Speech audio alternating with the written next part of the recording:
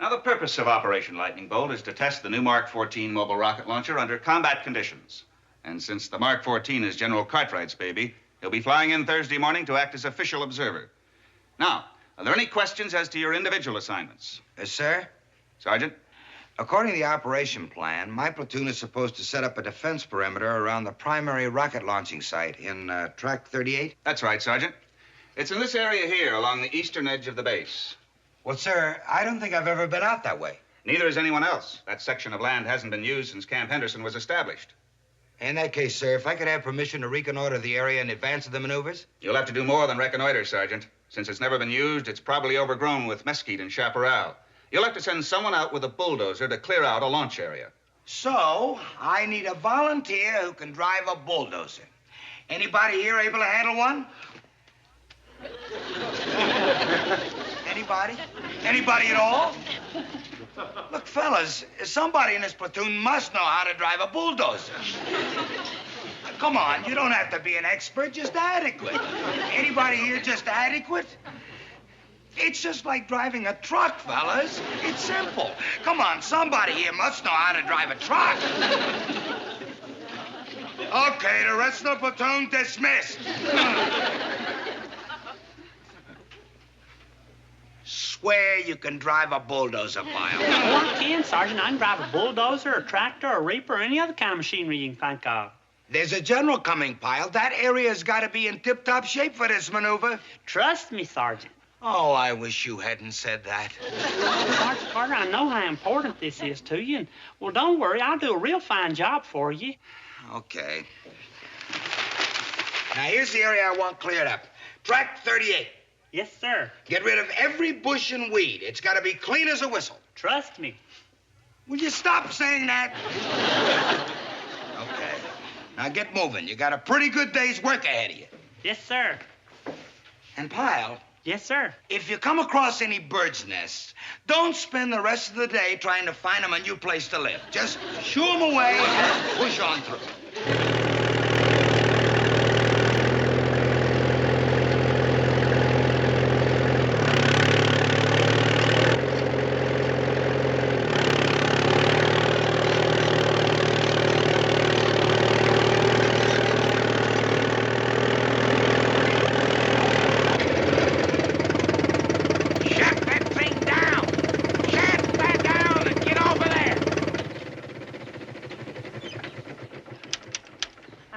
Mister, I didn't even see you.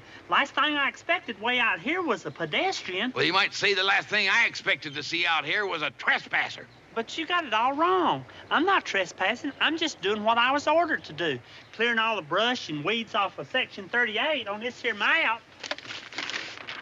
Well, that makes you a trespasser, because that Track 38, or whatever you call it, belongs to me. It's my property, weeds included. But it says right here, property of the United States government. This property is mine.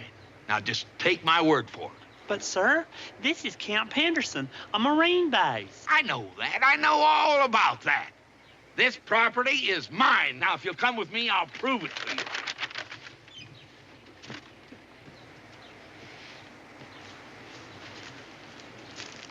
Now, just take a look at that. Shazam! Now then, do you think that I'd go to all that work on land that didn't belong to me? I've been planting tomatoes on this land for 25 years. Not only here, but a big patch over yonder and another big one up the draw there. Well, I never knew anything like that was here. I sure am glad you stopped me. Well, I pretty near bulldozed up half your farm. I'm awful sorry, mister. I really am. Well... no harm done, I guess. You just get your bulldozer off my property and we'll forget the whole thing. Yes, sir. 'Cause it sure would be a shame to ruin all these beautiful tomatoes. Well, I'll be. Twin fall beefsteak tomato plant.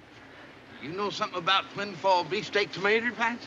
I sure do. I used to help plant them on my Uncle Clarence's farm back home in Mayberry. That's Mayberry, North Carolina, where I come from. And when we used to harvest them, we used to get the plumpest, juiciest, tastiest tomatoes in the whole state. You don't say. Well, what did you say your name was? Gomer Pyle. Private first class Gomer Pyle, that is. Well, I'm Titus Purcell. It's good to make your acquaintance. Tell me something. After you got through harvesting your Twin Falls beefsteakers, did you ever cull out a few of the overripe ones and make yourself a tomato pie? Golly, I hadn't tasted a tomato pie in so long, I forgot how good they are. Well, it's high time you remembered. Come on up to the house. I want you to meet the missus. She always says, never turn a trespasser away on an empty stomach. And to think that I've been here at Camp Henderson all these years and I never seen you once. Shoot, we're practically neighbors. Would you like to finish up the last slice, Gomer? How about another cup of coffee? It's awful kind of you, Miss Purcell, but I really should be getting back. Well, we sure enjoyed having you, Gomer. It's always a pleasure to meet a nice country boy like you. Well, thank you, ma'am. Nice of you to come in and sit a spell, Gomer. And here, Gomer, want you to take these along. I picked them special for you. Well, you've both been so kind to me. I sure wish there was some way I could repay you. Well, you can best do that by coming back and paying us a visit sometime. And bring your friends. That is, if they got a fancy for Twin Falls beefsteak tomatoes. Well, thank you, and bye. Bye. Hey, Sergeant Carter, Corporal Boyle, either you fellas care for a nice ripe tomato? Pyle, what are you doing back here so soon? Did you finish that job? Sergeant, you'll never guess what happened. You'll just never... Pyle! Guess what happened? Pyle, I'm not in the mood for playing games. What happened? You know that Track 38 where we was going to put that launching site? We're going to have to find another place for it. What? That's right. Track 38 ain't on the base. It belongs to a Mr. Purcell. He's the one that give me these tomatoes. I don't believe it. I hear it, but I don't believe it. I suppose he also owns a piece of the Brooklyn Bridge? But it's the truth, Sergeant. He's got a tomato patch right smack in the middle of it. A tomato patch? Do you know what you ran into, Pyle? A squatter. But, Sergeant... A squatter, Pyle. How can you be so stupid? Whoever this clown is, he was lying in his teeth just to get rid of you. Oh, no, he wasn't, Sergeant. Mr. Purcell ain't the type man to say something he don't mean. When he tells you something, well, you just gotta believe him. Sure. Now, you get back out there on your bulldozer, and I'll follow you in the Jeep. Because we're going to pay a little call on your friend, Mr. Purcell, just so I can personally toss him off the base, and you can get on with your job. Well, Gomer, back so soon, and you brought a friend. Well, not a friend, sir. His sergeant, which ain't exactly the same thing. Well, any sergeant of Gomer's is a friend of ours. Come on in, boy. Maud! Maud! Don't he look honest, Sergeant? Don't he look like somebody that belongs on a postage stamp? Gomer's back, and he brought his sergeant. Well, Gomer, it's good to see you again. Sergeant, now you all sit down and I'll go make some nice fresh coffee. No, thanks, ma'am. I didn't come for coffee. Some of that nice tomato pie Gomer told you about. Oh, well, no, sir. He didn't mention any pie. But he did tell me that you claim to own this land. Yeah, that's right. Well, sir, according to this map I've got here, this land belongs to the United States Marine Corps. Well, you better get yourself another map, son, because that one's dead wrong. Sir, this map came from the printing office in Washington, D.C. You can't dispute the word of the printing office in Washington, D.C. That's the government. Who says I can't? The government's just another name for the people. And as one of the people, I say my word is as good as the government's any day of the week. Not when it says different in writing. You see here? Property of the United States of America. And I'm afraid, sir, that makes you a squatter. Squatter? Mr. Purcell, now don't go taking that the wrong way. Now listen here, young fella. If anybody's squatting, it's you. Because you're squatting here in my living room, which is built on my property. Look, Mr. Purcell, in 3 days from now, we're having maneuvers here. Not in my living room, you're not. Oh, he didn't mean that, Mr. Purcell. He meant... What I meant, Mr. Purcell, is that you are in a lot of trouble. Legally, the government can charge you back rent for all the years you've been living here without them knowing about it. But we wouldn't want that to happen, would we? So, why don't we just make a little deal? I won't tell anybody what you've been doing, provided you pack up and leave by tomorrow. Out. Get out of my house. Look, Mr. Purcell, I said get out. Mr. Purcell, what? I know what he meant. Get out! Mr. Purcell, I'm truly sorry about this. Look, Mr. Purcell, you haven't heard the end. Now what I tell the colonel? There's a general coming in 3 days. Well, tell him the truth. Tell him that we're trespassing on Mr. Purcell's property. It's not his property. Get that through your head. It's not his property. Get off of my property! We're going.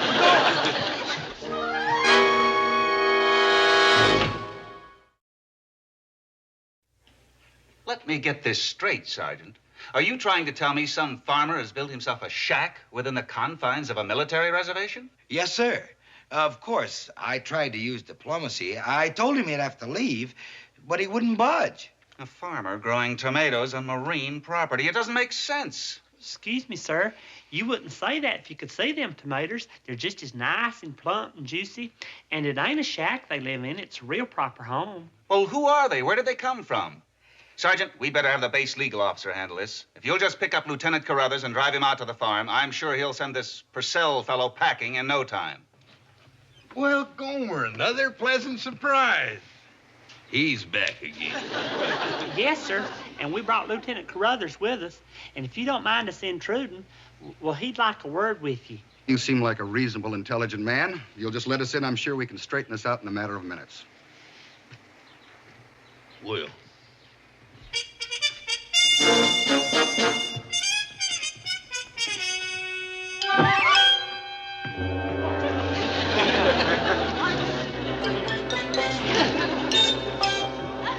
I'm sorry, Gomer, you have to leave with them other fellows, but you feel free to come back anytime.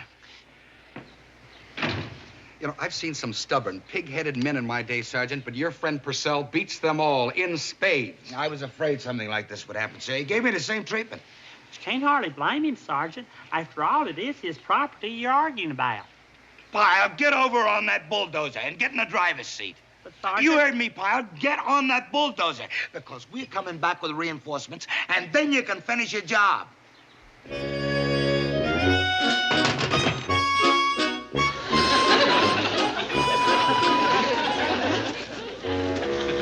So you see, sir, despite what you might think, this land has been the property of the federal government for over 100 years. And we have the proof. Lieutenant Carruthers? Yes, sir. This is a photostatic copy of a will, dated July 7th, 1866, signed by Mr. Kyle Weatherby, owner of record at that time, granting the area now known as Camp Henderson to the United States government. And I can assure you it will stand up in any court in the land. What about that, Mr. Purcell? Oh, it's an authentic copy, all right. There must be some mistake, Sergeant. Mr. Purcell wouldn't lie. I just know he wouldn't. I know all about that will. Because while you was digging up that piece of paper, I was doing a little digging up myself. Now, this here is the original copy of Kyle Weatherby's will. Original? I don't understand. What would you be doing with it? Well, apparently you fellas didn't bother to read paragraph 4, section 9, the bottom of page 12 there.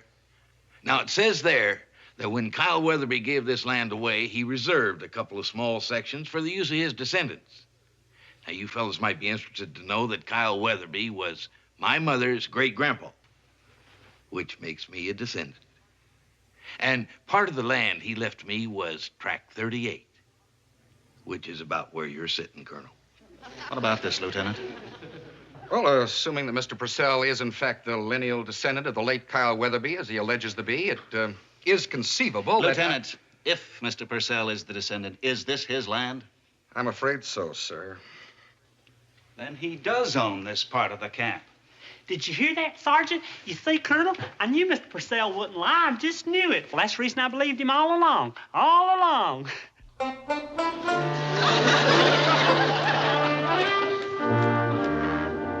Hey, Mr. Purcell. Hello, Gomer. Was you looking for me? Well, not exactly. I come over here to talk to your colonel. Know where I can find him? Well, yes, sir. He's right here in this building. I'll take you right to his office. Well, I'd appreciate that, although I don't think your colonel's going to appreciate what I want to talk to him about. Good to see you, Mr. Purcell. Won't you sit down? No, thank you. This ain't a social call. I see. That will be all, Pyle. If you don't mind, Colonel, I'd like for Gomer to stay. Him being the only one that believed me in the first place, I want him in on this. Oh, that's all right, Mr. Purcell. But if it's about the use of your section for our rocket launch site, I want you to know that matter was straightened out 2 hours ago. I was going to send a messenger over to inform you. In fairness to you, we're going to use another part of the base and forget the whole matter. Well, ain't that nice, Mr. Purcell? Forget about it, I mean. They may want to forget about it, but I don't. Colonel, I was brought up to respect a man's word. Whatever he said, that was it, his bond. For 2 days now, people have been coming over to my place there, and I've told them all the same thing, but not one man, not one soul would take my word excepting Gomer here. Now, I don't take being called a liar easy. Oh, now, Mr. Purcell, I'm sure no one meant... You can't smooth this over. My mind's made up. When a Purcell gets pushed into a corner, he fights back. Now, that's why I'm claiming all that's mine. All that's yours? I don't understand. You got a copy of the will handy? Why, yes, right here. Take a look at page 12, paragraph 2, section 6. See something that interested, do you? This deeds you not only section 38, but another section, too, number 104. That's right. Now, I don't know where 104 is, but wherever it is, starting as soon as I can, I'm planning on planting tomatoes on it. Shazam! Section 104 is right under our feet, Colonel. Headquarters building sitting smack right down in the middle of it. You wouldn't want to plant tomatoes here, Mr. Purcell, would you? Twin Falls beefsteak tomatoes. Is it true? I'm afraid so, sir. Legally, headquarters is on Purcell's land. And so is the house you and Mrs. Gray are living in, sir.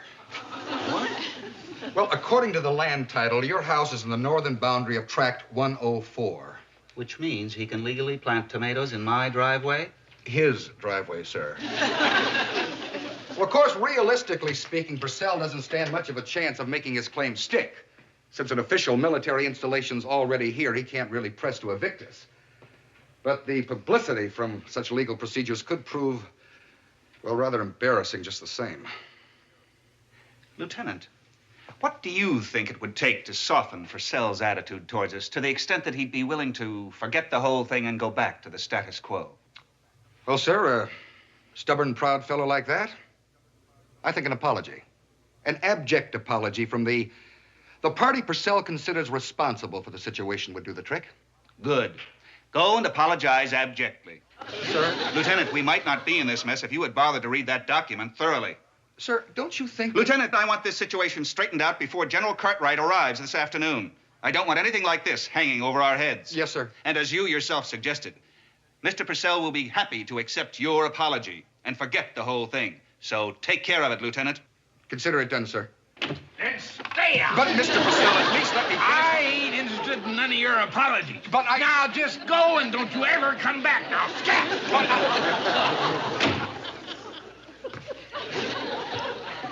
And so apparently Mr. Purcell does not consider Lieutenant Carruthers here the initial offender.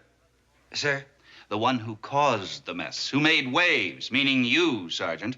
You were the first one to speak to Purcell, and you obviously rubbed him the wrong way. But, sir, do you really think Purcell will carry out his threat? Sergeant, the man has a legal document, and we could be standing right in the middle of a tomato patch. Now, General Cartwright will be arriving in a few hours, and I want this matter straightened out. Aye, aye, sir. I'll see if I can smooth things over. Not if, Sergeant. You will smooth things over. Is that clear? Yes, sir. You can count on me. Consider it done, sir. And the same goes for you, too, now.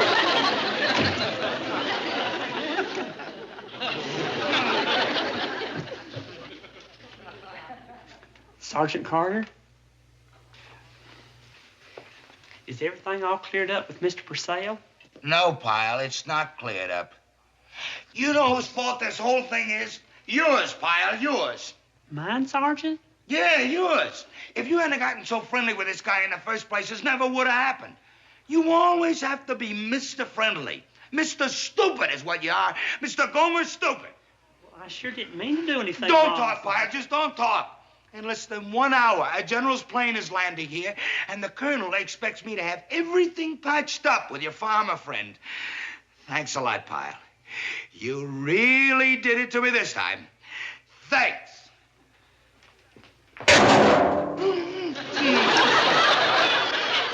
Get out of here, Bob. Just get out.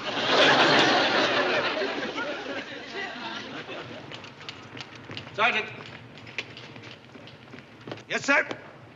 What about the Purcell matter? Everything straightened out? Oh, well, sir, I can't honestly say it is. But if the colonel will give me a little more time... You mean we're right back where we started? I'm afraid so, sir. That's just fine. General Cartwright's due any minute, and Purcell could barge in here waiting eviction notices.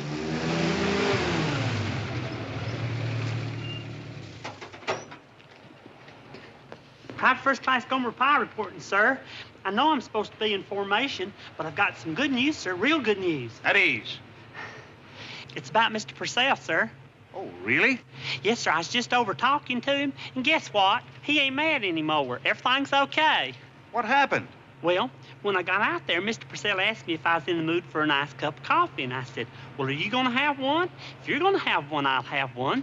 Then Miss Purcell, she brought out some fresh cinnamon-baked apples, and Mr. Purcell said, will you have one? I said, are you going to have one? Because if you'll have one, I'll have one. Kyle, what does all that have to do with it? Well, it has a whole lot to do with it, sir. You see, country folks don't never sit down to discuss a business matter without first having a bite to eat. What business matter? I hope you don't mind, Colonel, but golly, we've got to get them from somewhere, and I thought we might as well get them from Mr. Purcell. Get what from Purcell? What are you talking about? Tomatoes, sir.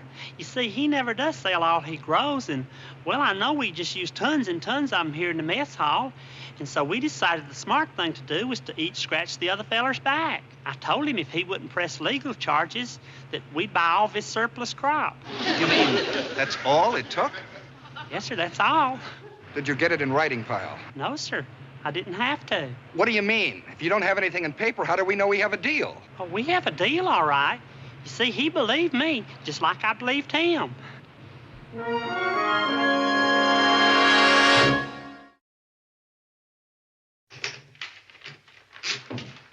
Oh, here you are, Sarge. A monthly report. What do you say we knock off and get some chow? Huh? You go ahead, Boyle. I got myself a sandwich from the diner. Are you kidding? Buying your lunch when we've got the best cooks in the Marine Corps right here in this base? Yeah? And what are they dishing out lately? I'll tell you. For breakfast, tomato juice, tomato omelets, and broiled tomatoes on the side. For lunch, tomato soup, tomato aspic, tomato salad, stewed tomatoes, and for dessert, get this, tomato pie. I'm sick of us having to eat our way out of the mess Pyle got us into. Hey, Sergeant Carter, Corporal Boyle, you'll never guess what happened. You'll just never will. You got lost on the way back from town in the Jeep. Oh, no, Sergeant, nothing like that. I stopped off to say hello to Mr. Purcell, and he had the happiest news. He's gonna stop selling us tomatoes? Oh, no, Sergeant, just the opposite. He's doing so well in the tomato business now that he's going to take some of his profits and start growing corn. Corn? Yes, sir, and I'm sure I can make the same deal with him that I made on the tomatoes. Won't that be something, though?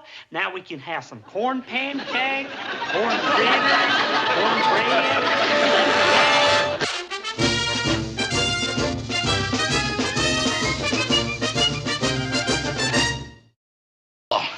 Heads.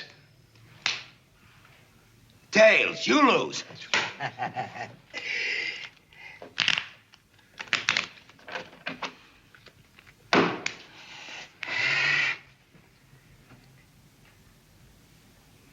Huh?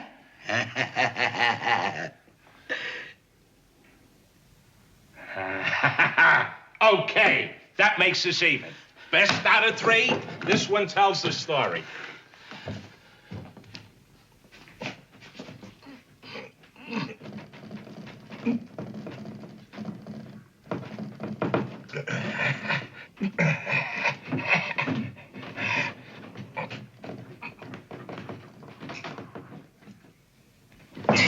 You lose.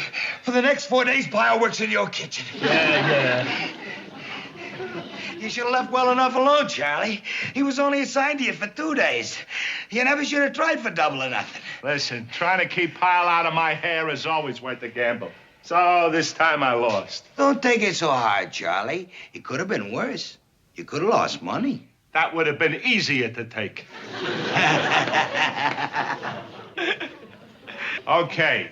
Now, I want that mess hall gleaming before the thundering herd gallops in here for breakfast. And when you get finished with that, you can start peeling the potatoes and dicing the carrots for lunch. Yeah, Pyle? Besides dicing some carrots, do you want us to curl some also? A curled carrot always looks nice against a lettuce wedge and a tomato. Makes the plate look complete. Look, Pyle, don't try to tell me how to run my business, huh? Just dice the carrots. That's all. You got that? Yes, sir. Dice, don't curl. Now, I gotta go over to supply for a while. And while I'm gone, I don't want none of you to touch a thing in here. Just do your work and stay away from the food. Is that clear? Aye, Sergeant. I said that for everyone's benefit, Pyle, but for yours in particular. Ted Hook? At ease, men. At ease. Where's Sergeant Hacker? He's over at supply, sir. Oh, that's too bad. I have an early staff meeting, and I'd like to get some breakfast in a hurry. So would one of you men get me a cheese omelet, a side order of bacon, coffee, and a white toast, please? Don't anybody look at me. I don't know nothing about making an omelet. It makes 2 of us. I couldn't even heat up a frozen dinner. Well, looks like you draw the short straw, Gome. Oh, I don't know, fellers. Cooking up a little old omelet and a mess of bacon's one thing. But you all heard what Sergeant Hacker said. He said for us not to touch a thing. Not one single solitary thing till he got back.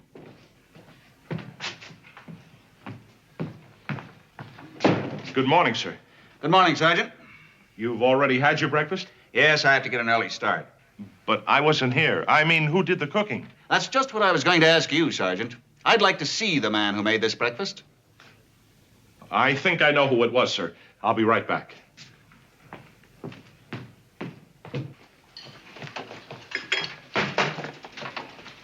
You did it, right, Pyle? You cooked the Colonel's breakfast? Well, yes, sir. But you see... What did I tell you? What did I tell you? Don't touch a thing in my kitchen. So what do? You take it upon yourself to cook for the Colonel. The Colonel, of all people. But, Sergeant, honest, I would have never thought of not doing what you said, except that the Colonel... Except that the Colonel wants to see you right away. And may I add, when he's through with you, it's my turn to have you. Come on.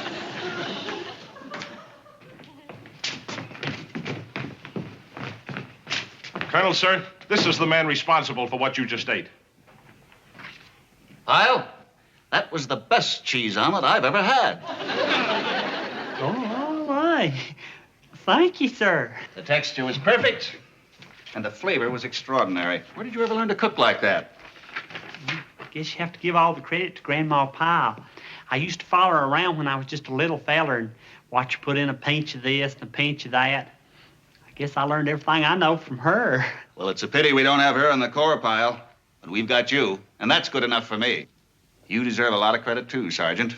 Imagine taking a Marine who's been around the base for years and putting him where he can really perform. Congratulations. You've discovered a great hidden gift. Thank you, sir. Someday you're going to have to tell me what you did to make that bacon so unusual, Pyle. My wife would love to know. Oh, there really ain't nothing to it, sir. Just tell her that while the bacon's sizzling, sprinkle a little sugar on it. Makes it all kind of crispy and sweet. Marvelous. Just marvelous. Sergeant, you should see what you can do about getting Pyle on permanent duty here. With a cook like him in your kitchen, I may come around more often. And if things keep on improving, I may even put in a word about making yours the official mess for high-level functions. Good day. I'm glad everything worked out all right, Sergeant. Still and all, I know I shouldn't have touched that food when you told me not to, but I was in kind of a spot, what with the Colonel wanting his breakfast and all. You did exactly right, Pyle. What? And this was a test. A test? I wanted to see if you had the initiative to face a problem on your own, and you did. Well, I'm real glad that you're pleased, Sergeant. The important thing is you pleased the Colonel, Pyle, and like he just said, you ought to stay on here permanent. Well, that's very flattering, but I just couldn't leave Sergeant Carter's platoon after all these years. I just couldn't. What do you mean you couldn't? This could be a big break for you, Pyle. By the way, did your grandmother teach you to make any other things? Oh, yeah, lots of things like peach cobbler, Peach cobbler. chicken fricassee. Gold. I struck gold. Who would have thought that a knucklehead like Pyle would turn into such a cooking wizard? So what's the problem? Just tell Carter you want Pyle. He'll be happy to get rid of him. No, he won't. Carter won't ever give anything up as long as he knows somebody else wants it. He'll hold back just out of spite. Sure, let another guy make points with the colonel. No, I gotta play it cool. Yeah, I guess you're right. But how do you outfox a guy like Carter? There's two ways to handle a fella like that. One, you gotta fight dirty. Two, you gotta fight downright filthy. I think I'll use them both. Yes, you gotta get me off the hook. Pyle ain't getting to you, is he? Please, I'm begging you. You gotta take him back. Oh, come on. You got 3 more days. A bet's a bet. I won fair and square. Okay, I'll make a deal with you. We'll bet again. Our usual best out of 3. Only this time, if you lose, you take Pyle back right now, and I never get him again, never. And if you win, well, I'll keep Pyle for as long as he's stationed on this base. Are you serious? Yes, I am. You've been out in the sun too long or something? You take a chance on getting stuck with Pyle for good? Or getting rid of him for good. Wait a minute. If I lose, Pyle never gets mess duty, and I don't get any relief from him at all. It's a 50-50 proposition. You could win. Getting rid of Pyle once and for all. It's worth it. Okay, our usual best out of 3. Toss. Right, call. Tails. Heads.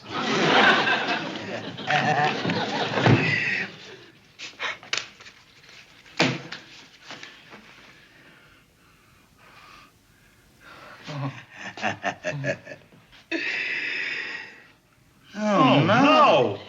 What are you griping about? You won, didn't you? We're even. Yeah, great. I mean, yeah, great. Maybe my luck is changing. Don't be so sure of that. This is the one that counts.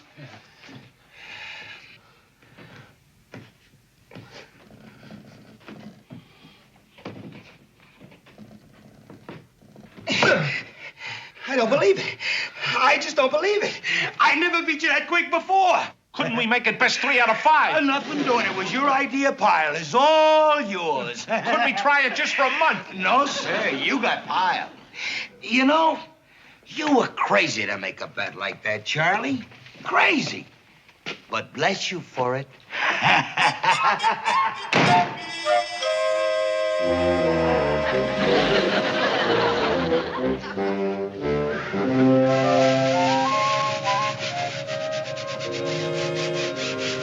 The man I've been looking for. I am? Golly, Sergeant, if it's about them carving knives, I just want you to know I'm fixing to go in there and sharpen them. And run the risk of cutting your fingers? Forget about it. As a matter of fact, forget about everything today. Today is a special day. For you, for me, for the whole base. It is? And do you know why? Because at long last, the Marine Corps is really going to start taking advantage of your talents on a full-time basis. Sir? You're being transferred, my boy. As of right now, you are a full-time member of my organization. You mean I'm being shipped out of Sergeant Carter's platoon? That's right, Pyle. Welcome aboard. And may this be the beginning of many cheese omelets together. I see it, but I don't believe it. The transfer. What a beautiful thing to behold. You know, Boyle, I've had a lot of happy times in the Marines, but this has got to rate as the top thrill of all time. You lose him on a simple bet. It's incredible. But beautiful, huh? And talk about poetic justice. An apple polisher like Hacker getting stuck with an apple head like Pyle. What did I do right, huh, Boyle? What lucky star was I born under? Oh, Pyle. You're here for your transfer orders, right? Yes, sir. Well, here it is. Just hand it in to Sergeant Hacker when you check into the mess hall. Yes, sir. Golly, Sergeant, it just don't seem possible, me leaving the platoon after all these years. Well, that's the way it is in the Marines. You do your job and go where you're sent. I know, but just the same, this is one day I was hoping never would come. I think I'm gonna cry, Sergeant. Control yourself, Pyle. You're a Marine. You better get going. Sergeant Hacker's waiting for you at the mess hall. Yes, sir. I'm sure gonna miss you, Sergeant. I really will. And you too, Corporal Boyle. We'll still see each other. The mess hall ain't that far away. It ain't the same as being together, though. But I guess I should be grateful for the years that we did have. We sure went through a lot together, didn't we, Sergeant Carter? Yeah. Oh, well, you better get going, Pyle. You know what I ain't gonna never forget? The time I sprained my ankle on that forced march and you had to help me back to the base. You pretty near carried me for 5 whole miles. I'll always remember that, Sergeant. Well... I don't care how many platoon sergeants I have while I'm in the Corps. To me, you'll always be the top sarge. Pyle, you better go. Yes, sir. I'll be seeing you. I hope.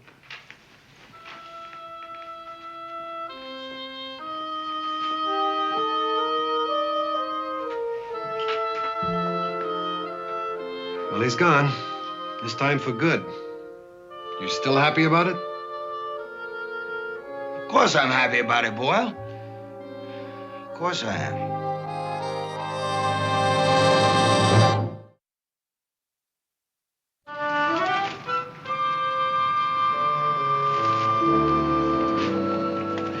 Hey, Sergeant Carter, Corporal Boyle. Boy, you two are a sight for sore eyes. Well, what do you think you're doing out here? You can get in a lot of trouble goofing off like this. Oh, I'm not goofing off. Sergeant Hacker told me I could relax for a couple hours. Fact is, he's been real nice. But to tell you the truth, as nice as he is, I still wished I wasn't here. I sure miss the old platoon. Sergeant, ain't there any way I can get transferred back? Well, I don't know, Pyle. Orders are orders. If the brass thinks you can contribute more to the Corps by peeling spuds, swabbing the deck, scouring GI cans, well, that's it. Oh, I don't do none of them things. Fact is, I don't hardly do nothing except cook for the colonel. You do what? Ever since I was on temporary mess duty, there wasn't nobody else around, and so I had to cook the colonel's breakfast. That's when he told Sergeant Hacker not to let me go. But I thought... Hacker's... Boyle, I'm beginning to smell a rat. And here he comes. Hey, Pyle. Visiting with old friends? Well, all set to go back to work after your little rest period? Yes, Sergeant. And not so fast, Hacker. I got a few things to say to you. Sorry, Carter. Can't stop now. We wouldn't dream of keeping the colonel waiting for his lunch. What little delicacy are we cooking today, Pyle? That double-crossing, apple-polishing fink. He rigged the whole thing. He threw that bet. He wanted to get Pyle in the first place. So what are you complaining about? You wanted to get rid of him. But I never thought Hacker would use Pyle to make points with the colonel. Well, what difference does it make? He got what he wanted, and you got what you wanted. That still don't give him the right to go around stealing one of my better men. Huh? Yeah, that's right. Pyle was just beginning to show a lot of promise. In time, he could have been one of the top men in my platoon. One thing. I give him the best 4 years of my life, and now he's stolen away from me right in his prime. Boyle, I want Pyle back. Look, Pyle, we've been over all this before. You don't want to go back to your old platoon. But, Sergeant... But you're doing great here. The colonel is bringing officers over from other companies to eat here. We're going to be famous, Pyle. Well, that's real gratifying, Sergeant. But I miss all my old buddies. And most of all, I miss Sergeant Carter. And I hope he misses me, too. Don't worry, Pyle. He doesn't miss you. Well, maybe he does. After all, we was together over 4 years. Pyle, he doesn't miss you. I bet he does. All right. You'll leave me no choice. I never wanted to tell you this, but your Sergeant Carter misses you so much that he was willing to give you to me on a bet. Huh? That's right. He was willing to hand you over to me on a mere flip of the coin, a cut of the cards, and a quick Indian wrestle. I don't understand, Sergeant. You were gambled away, Pyle. You were the stakes. Can I make it any clearer than that?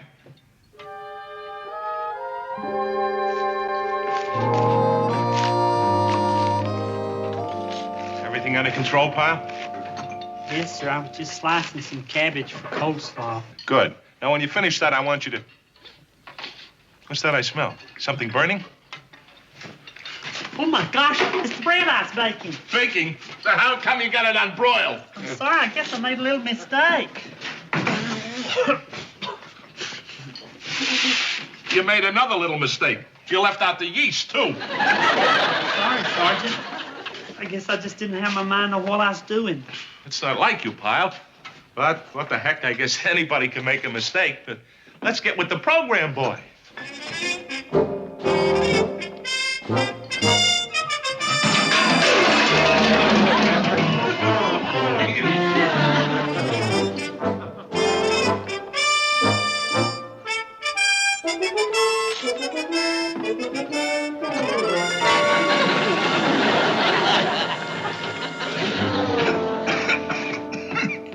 Something go down the wrong way, sir? No, somebody salted my bacon. Salted your... But you ordered your bacon with sugar on it. Unfortunately, the sugar ended up in my omelet. I'm terribly sorry, sir. Frankly, the food in this mess hall has been going downhill for the past few days. One morning, the toast is burned. The next morning, the coffee isn't perked. And this morning, everything's wrong. Shall we go, gentlemen? I hate to see you go away hungry, sir. Isn't there anything I can whip up for you? No, thank you. We don't have time. He's got to go. I know. Look, I don't hate him. I really don't. It's gone beyond that. It's just kind of a numb, dead feeling, like after you've cried a lot. Gotta figure out some scheme to make Carter take him back. Hey, Sarge, why don't you try the honest approach, just as a change of pace? Honest? With Carter? Bite your tongue. Well, he knows you pulled a fast one when you grabbed Pyle away. You run out of sneak attacks. I think the best thing to do now is level with him. Level with him? That's right. There's no point in stewing about it. If you want Pyle back that bad, lay it on the line. He played you dirty, and you shouldn't let him get away with it. You know something? You make a lot of sense, Boyle. Pyle belongs to me, and I ain't about to let Hacker put one over on me. I'll have it out with him right now. What are you doing here? Well, You just came over to gloat a little, huh? Well, I want you to know something, Hacker. I was just on my way over to see you. I want you to know that I'm wise to that crummy little trick you played. Taking a man out of my platoon who's a good cook so you can make points with a colonel. But and Vince... how did you do it, huh? By lying and cheating.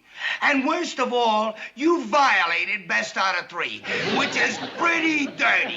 Dirty, dirty, dirty. You're right, Vince. And when you're right, you're right. I did take Pyle out of your platoon to make points with the colonel. But is that so terrible? Can you blame me? Aren't we all trying to better ourselves? But let's face it, it's not worth it, Vince. I have to live with you and myself. So I'll tell you what. If you want Pyle back, you can have him. Are you kidding? I wouldn't take him back if my life depended on it. Are you sure, Vince? Sure, I'm sure. But you said that... Forget it.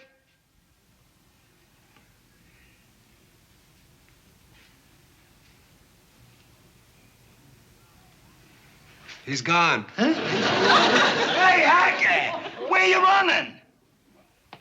We didn't finish. But you said I said, you didn't hear all I gotta say. Hacker, I'm gonna show you the kind of guy you're dealing with. Best out of 3 as usual, but the way it should be done. Honest, no cheating. If you lose, you get Pyle for keeps. If I lose, I'll take him back, as much as I'd hate to. That's right, Hacker. And you want to know why? Because I'm a bigger man than you are. That's why. Call. Heads. You win.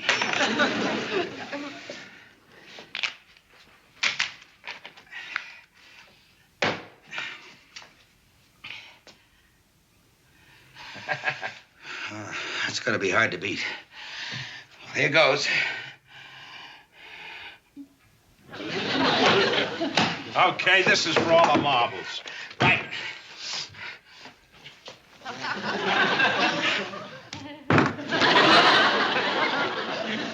What happened? You beat me fair and square. That's what happened. I got Pyle back.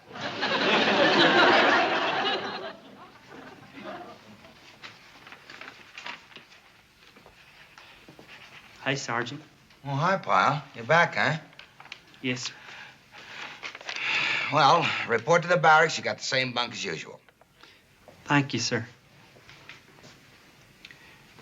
Sergeant, I just want to tell you that I'm happy to be back, even though you may not feel the same way. What makes you say a thing like that, Pyle? Well, Sergeant Hacker told me about the bet and how the one that loses gets me. But I don't mind. I really don't. You may be the loser, but just being back in the platoon, well, I figure I'm the winner.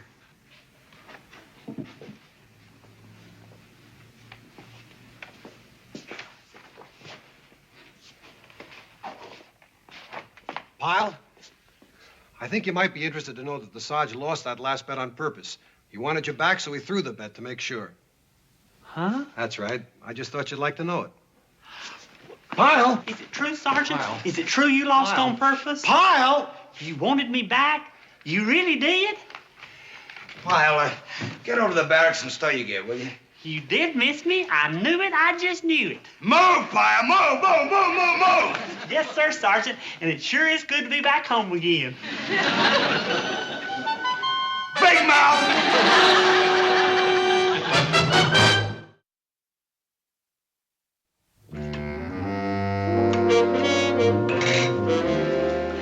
Here you are, Sergeant.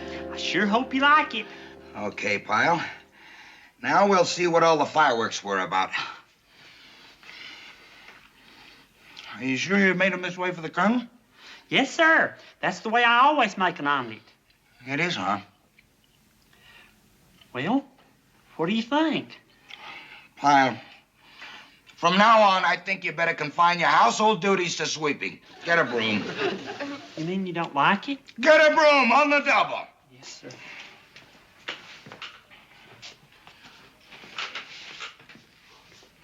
Pretty bad, huh? Are you kidding? This is the greatest omelet I ever tasted. Get it. Why didn't you tell him?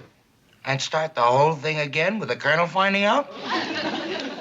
You know something else, Boyle? They tell me he also bakes like a dream.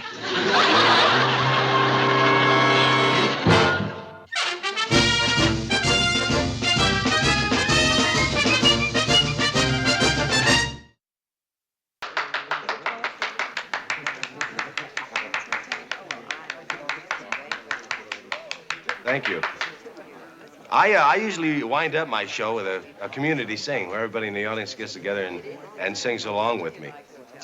See, my name's Jerry Ball, and in a community sing, they always have a bouncing ball. Well, what do you say we start off with one that everybody knows, an old favorite, Row, Row, Row Your Boat. Everybody knows that. How about, I'll tell you what, let's divide the audience up into 3 groups. 3 groups, and we'll have a contest. 1 group here, and here's 2 group, and here's number 3 group. Now, the first group starts with row, row, row your boat. And when they say boat, second group says row, row, row your boat, but you keep singing gently down the stream. And then when they say boat, the third group comes in with row, row, row your boat. Then we'll have a whole chorus there. Okay, let's try it. Row, row, row your boat, row, row, row you gently down the stream, row.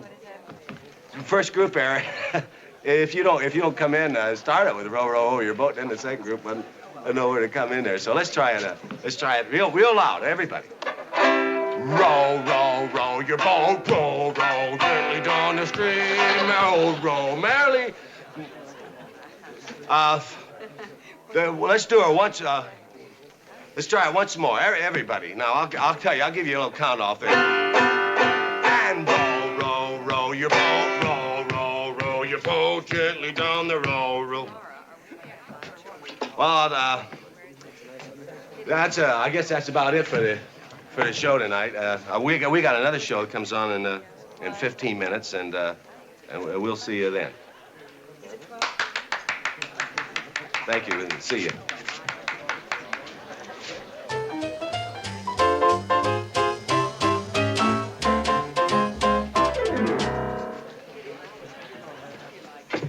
Mr. Ball, I don't know why those people weren't singing with you, because you were wonderful, just wonderful. Well, I could listen to you all night. You're not related to me, are you? I don't think so. My name's Gomer Pyle. I'm from Mayberry. Well, it's nice to know you, Gomer. Thanks for the kind words. And I meant every bit of them. I don't know why those people wouldn't sing with you, but I'll tell you one thing. I'm going to be here every evening I can. I wish I could say the same. Huh? Well, after the next show, that's it. They canceled me. Well, nice to meet you, Gomer. Thanks again. But, Mr. Ball, excuse me, sir, but the sign outside says you're going to be here for 2 weeks. Yeah, I know, but the man inside said I'm through after tonight. Well, I sure can't understand why. I just love your banjo playing, and you got a lot of nice songs. Thank you. Well, he's got a business to run here, and I just haven't been bringing in any customers.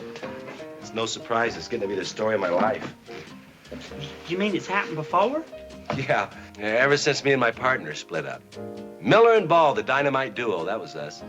And Miller left, and the dynamite fizzled into a wet firecracker. I don't know what it is. As a single, I just can't seem to cut it. But you're good. You're really good. All you need's a little time to prove it. It's not easy when you get the hook after 2 nights. But don't you have an agreement with him for the 2 whole weeks? Yeah, but... Well, then he ought to make good on his promise. A man's word is his bond, and you ought to go in there and tell him so. I don't think I want to do that. But, Mr. Ball, you deserve a chance. Just call me Jerry, Gomer. I'm not used to respect. But you should be respected. Why, you've got a lot of talent. Are you sure you're not a relative? Thank you. Thank you very much. I usually end my act with a community sing, where everybody joins in. See, in a community sing, they have a bouncing ball. But I guess you're all a little tired, so I'll just say goodnight. Wait a minute. We ain't tired. We'd all like a community sing, wouldn't we, everybody? There ain't nothing like singing to get folks friendly. So you just get it started, Jerry, and we'll join right in with you. Well, thank you, but I don't think they're in the mood for it, really. I guess I just... Oh, sure they are. You just get started and watch us. Well, okay. Here's one I'm sure everybody knows. Hello, Dolly. Well, hello, Dolly. It's so nice to have you back where you belong. Come on, sing. I know you can. Looking swell. You too, Dolly. I can tell. Dolly. That's good. Come on. Hey, you folks, come on, sing. Going strong. That's good. Room sway. See, there you sing real good. And playing one of our own favorite songs from way back. Come on now, you're not gonna let that table sing more than you are you? Come on. They're singing louder than you are. Come on. Dolly will never go away again. You too. Come on, let's sing. Hello, Dolly. See, there you got a good voice. You too. Come on. It's so nice to have you back where you belong. Yeah, that's it. You're looking swell. Yeah, that's good. Come on, you all are singing. Come on. Dolly, you're still crowing. You're still crowing. That's good. Hey, come on. Just a minute. Something's going on out there. I'll call you back. Swaying on the band, swaying our old favorite songs from way back. What's happening? Find your empty blues, fellas. Dolly will never go away again. Hey! Hey, one more time. One more time. Come on. Hello, Dolly. Well, hello, Dolly. It's so nice to have you back where you belong. You're looking swell. Wonderful. Just wonderful. Then it's all settled. You'll finish out the 2 weeks. Gosh, Mr. Randazzo, that's great. Thank you. Let me tell you, I heard that joint jumping like I've never heard it before. I don't know how you guys worked it out, but it was great. I want the both of you here to do the same thing every night. I was sitting in the office and I heard all that sound. and all- Mr. Randazzo, the both of us? That's right, the both of you. Well, I think there's been a mistake, Mr. Randazzo. You see, I just happened to be out there in the audience tonight. Okay, so you just happen to be in the audience tomorrow night and the night after. Hey, that's a great gimmick. You up on the stage and you working down the crowd? Mr. Randazzo, Gomer's a Marine, not a performer. I mean, he was nice enough to help me through one show, but I can't ask him to come in here and work every night. And you really don't need it, because Mr. Ball here's a star all by himself. All by himself? He's a bum. The customers want to see you together. That's what I want to buy. There's just no guarantee Gomer could be here every night. That's right. I'm not always sure I can get a pass. Then you don't think you can make it? Well, I don't see how, me being a Marine. Well, that's too bad. I sure wish you could work something out. Well, when you finish tonight, kid, drop in. I'll have your check ready.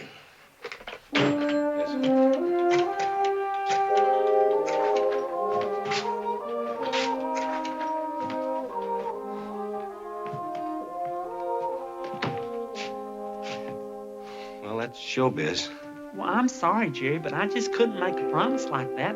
That's not your fault. At least you made my last show a good one. Well, nice meeting you, Gomer. Thanks for everything.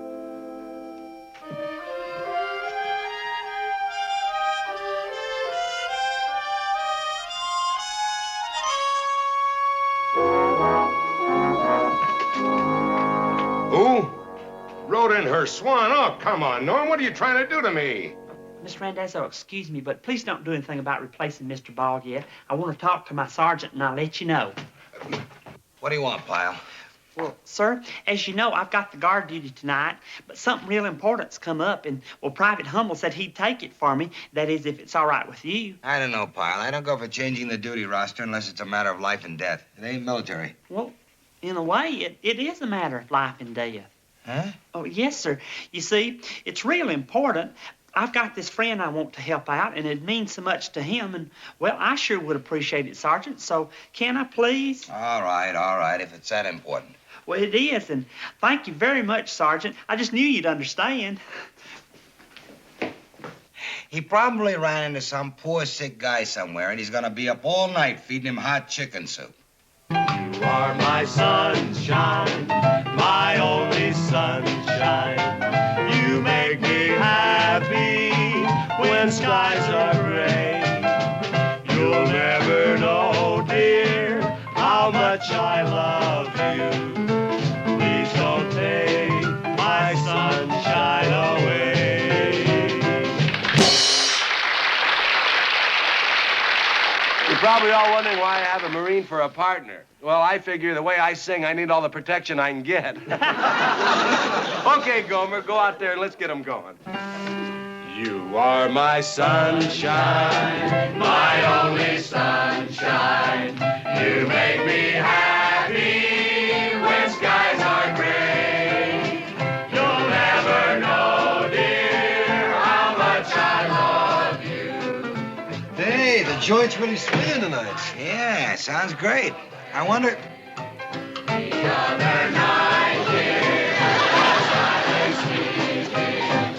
This is what's a matter of life and death?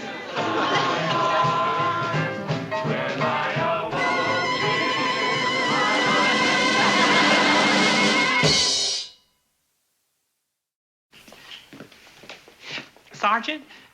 Well, if it ain't Tony Bennett. Pyle, the only reason I didn't blast you last night is because I don't believe in discussing military business around civilians. But, Sergeant, if you just give me a chance to explain to Pyle, don't give me that innocent routine. I got you dead to rights.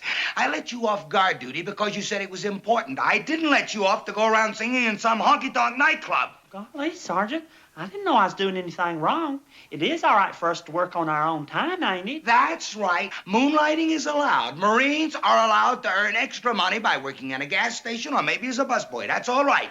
But not making a fool of yourself in some nightclub. And on top of all that, Pyle, you lied to me. But I didn't, Sergeant. And you're going to pay for it, Pyle. You're going to go out to the back fence and dig me a hole 10 feet square and 6 feet deep. And when you're through, you're going to fill it in and then start a second one and do the same thing. And then a third one. And if I ever catch you singing in that nightclub again, you're going to find yourself digging up the entire state of California. Do you read me, Pyle? Yes, sir. That's all. Dismissed.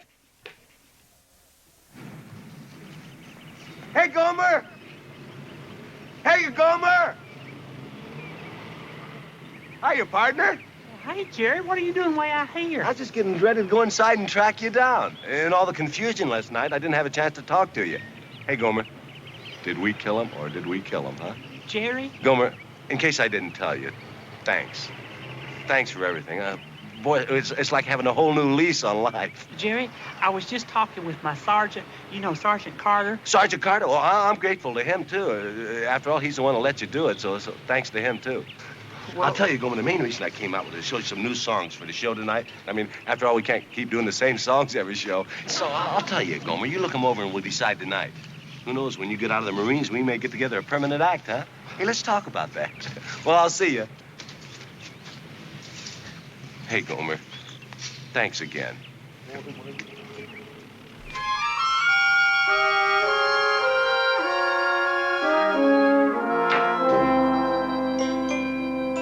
Yeah?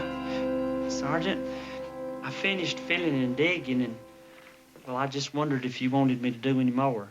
No, that's enough. I think you get the message. Get washed up. Sergeant, I want to apologize to you for not checking with you before I went to work in that nightclub, but I didn't lie to you, honest. I was there to help a friend, Jerry Ball, the banjo player. He just split up with his partner, and, well, he was still kind of unsure of working by himself, and, well, my singing along with him kind of gave him confidence, and, well, that's the only reason I was there, honest. Okay, you did a good turn. You happy? Sergeant? What now, Pyle? Well, Jerry's only got another week and a half in working in the green room there, and I was just wondering, what with your permission and all. Are you kidding? Are you going to ask me what I think you're going to ask me? No, now get out of here.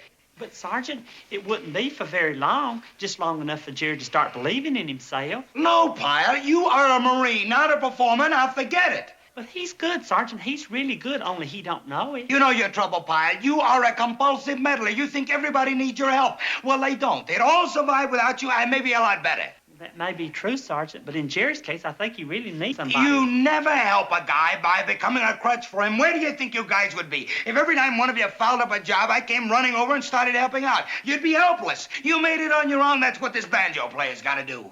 But in Jerry's case... And if I ever catch you so much as singing one note in that club again, you'll be an old man before you set foot off this base. Do you read me, Pyle?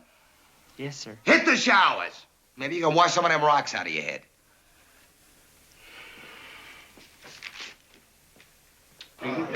There he is. There he is. Hey, come on, Gomer, boy. Come on, we've been waiting for you. Hey. Ladies and gentlemen, Jerry Ball.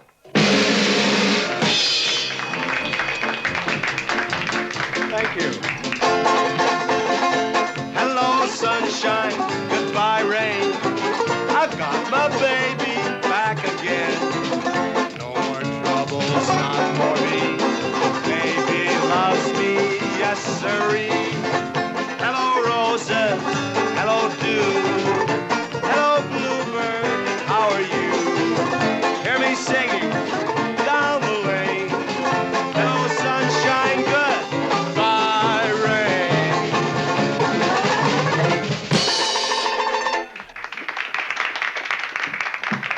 Thank you very much, ladies and gentlemen. Good evening and welcome to the green room. You know, at the end of my show, I always have a community sing. But I can tell by looking at you folks that you're ready right now. So what do you say, let's get started? Could I have the house lights, please? You ready, partner? Okay, here we... Okay, I know you all know this one. Hello, Dolly. Hello, Dolly. It's so nice to have you back where you belong. You're looking swell, Dolly, I can tell. Dolly, you're still growing, you're still growing. What's another word? Growing strong, I see the room. Come on, you're not gonna let that table sing louder than you are, you?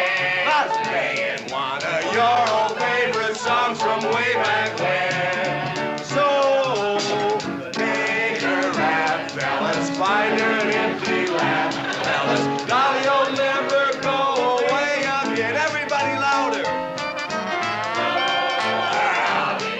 Oh, excuse me, I'm sorry.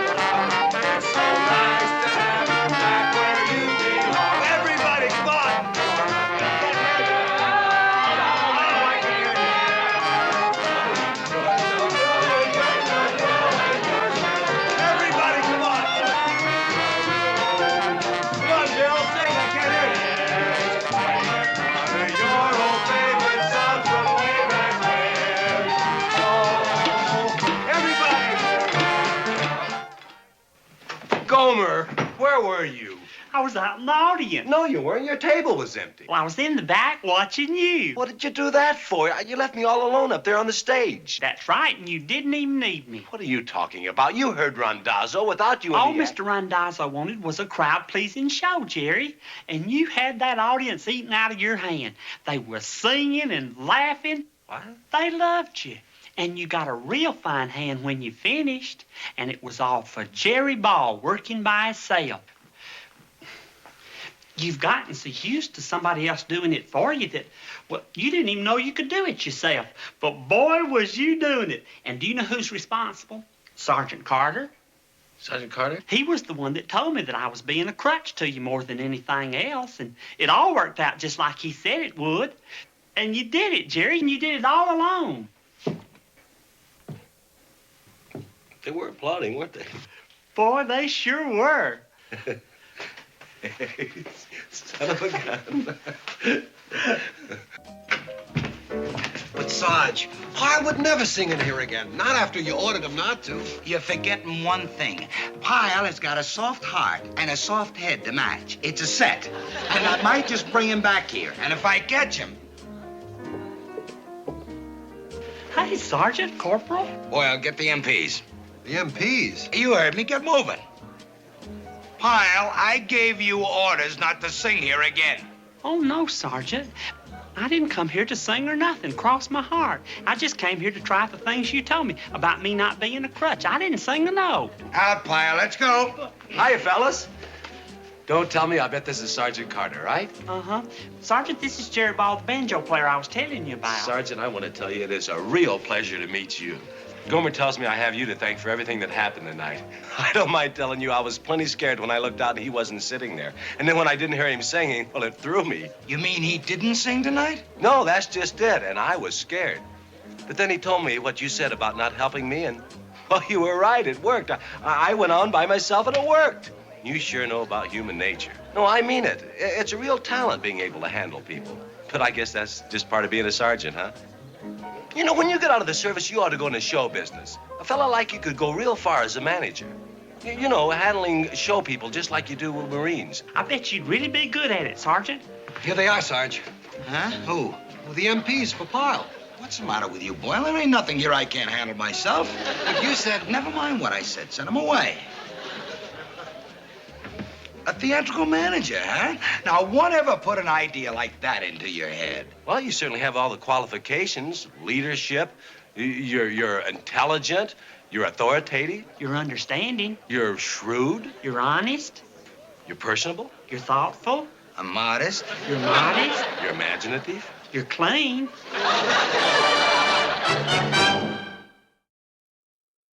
I dreamt I held you in my arms. When I awoke, dear, I was mistaken. So I hung my head and I... He's not bad, you know. He's doing real good now. Mr. Randazzo just gave him a raise. Do you know he's making $250 a week now? No kidding. Hey, that's great. Sergeant, do you think you might do what Jerry said? Huh? What's that? Become a manager someday. Oh, that, well, who knows? It sounds like a real good business. Why, if you was to be Jerry's manager, you'd get 1% of everything that he makes. I know that, Pyle. A manager gets 10%. Let's see. 10% of $250, that's $25. I'd only get $25, and he'd get $225 just for singing? You are my sunshine, my only sunshine. You make me happy.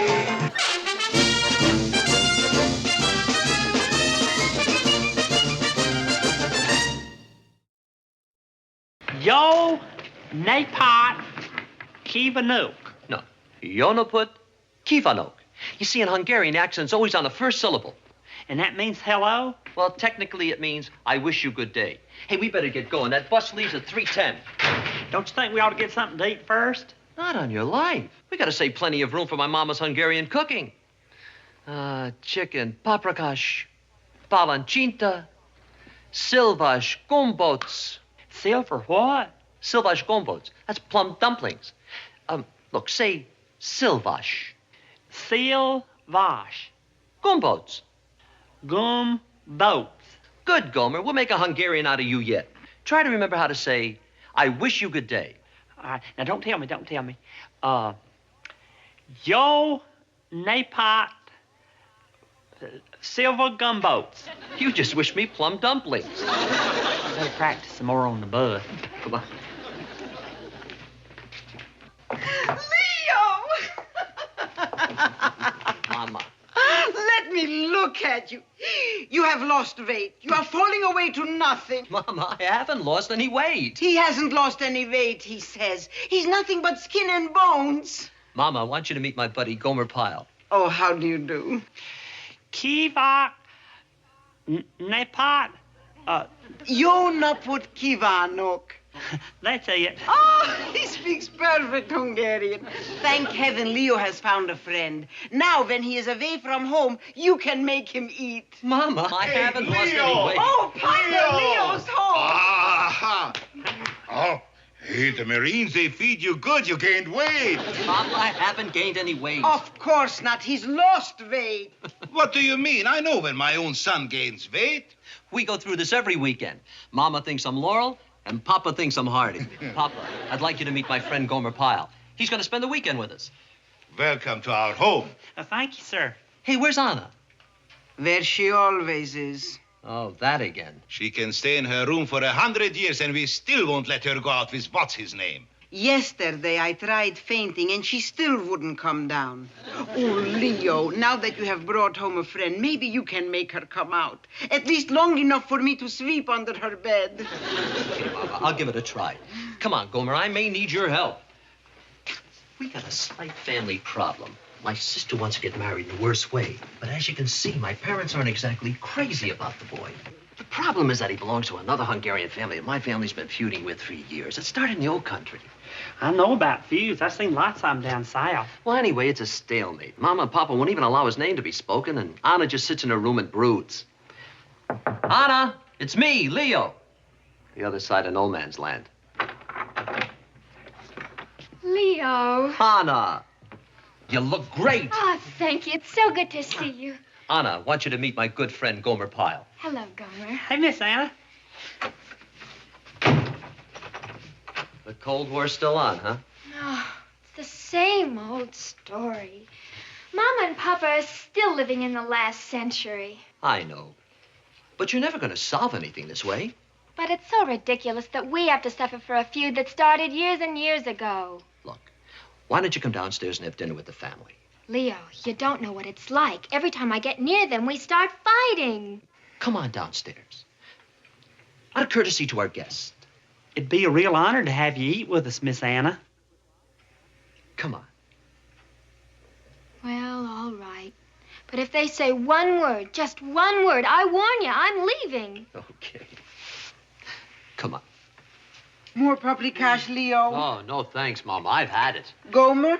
No, thank you, ma'am. Two big Marines, and they both eat like pigeons. Well, I've had second and third helpings on everything. Can you still breathe a little?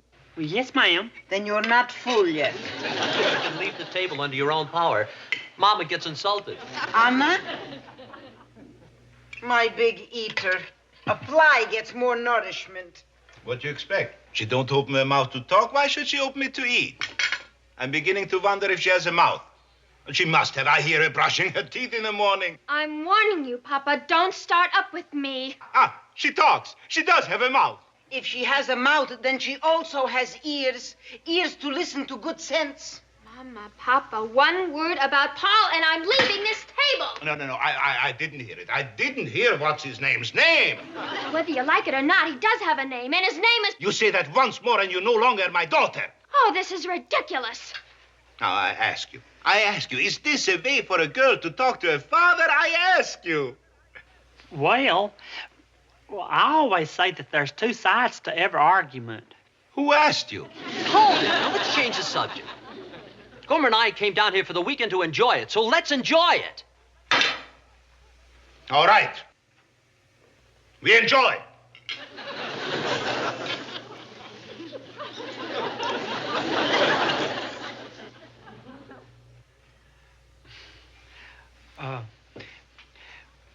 Would anybody like to hear a funny story?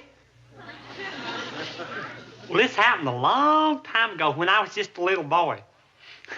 I had this old cousin Malcolm, and he was the stubbornest thing that ever was. Anyway, old Malcolm, he never would admit up to nothing. And one day, we was down playing at the blacksmith shop where we wasn't supposed to, and the blacksmith, he was over there hammering on a horseshoe. Well, he stuck it in the fire, and he got it just as red hot as it could be, and then he hammered on it a while, and then he put it down over there. Well, old Malcolm didn't see this.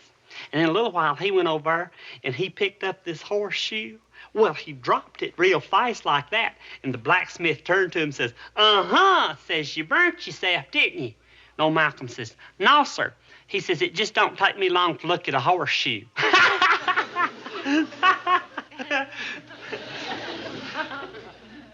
Wasn't that funny? It is not funny when a girl talks to her father like that. Papa! Hey, you had that I wasn't having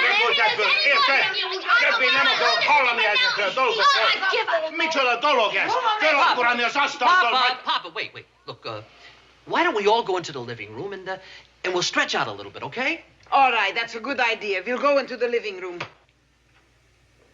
Hey, sit down, Gomer. Mama, where's Gomer going to sleep tonight? Well, I don't want to put anybody out. I can sleep on the couch here. Oh, no, you are a guest. A guest don't sleep on the couch. Of course not. You should have your own room. Leo will sleep with Papa, and Anna will sleep with me, and Gomer can have Anna's room. Oh, I don't think that's a very good idea. Why not? Well, because my bed is very hard, and you might not be very comfortable. Oh, well, I don't mind. I like a hard bed. Really, I do. But that's not the only reason. I mean, there's a dog that lives next door. He barks very loud. He might wake you. Well, I don't want to be any trouble to anybody. Well, there's no trouble. You sleep in Anna's room. You have privacy. But I don't think that's a very good idea. There's nothing to think. It's decided.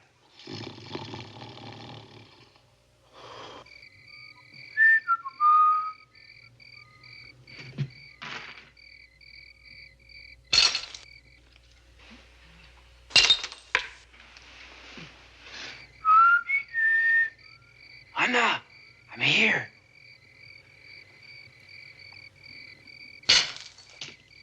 Anna.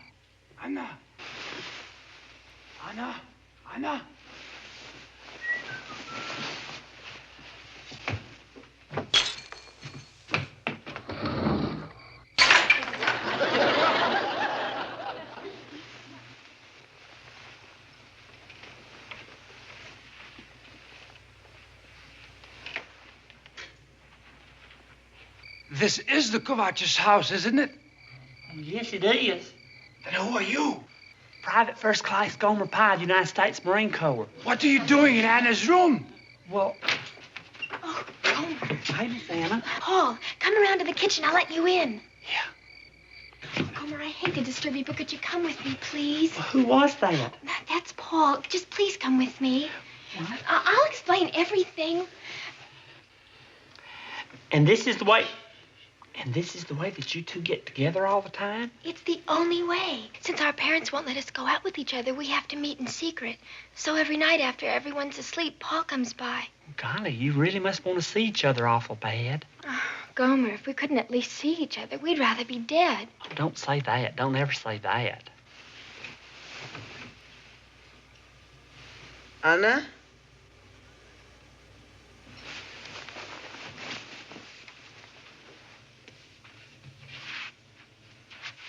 Anna? Mama, hurry, you go. Oh? Tomorrow night. Yes, hurry, go. Go. Anna, where are you? Oh, Gomer. Gomer, just sit down. Sit down.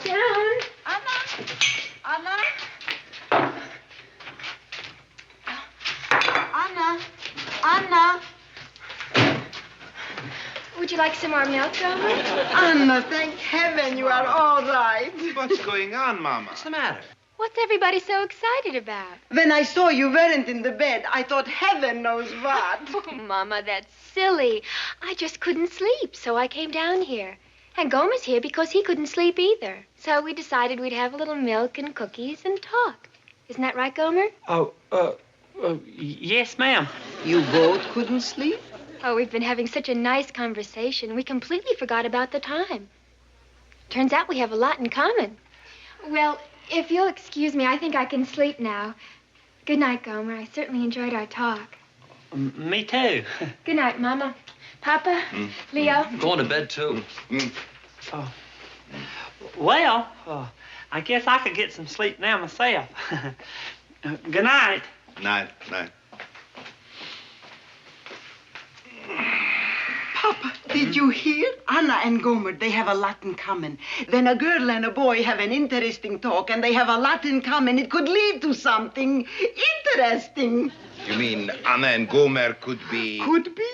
But he's not even Hungarian. Who cares? He has no job. He's a Marine, no? And best of all, he can make her forget what's his name. That is not serious.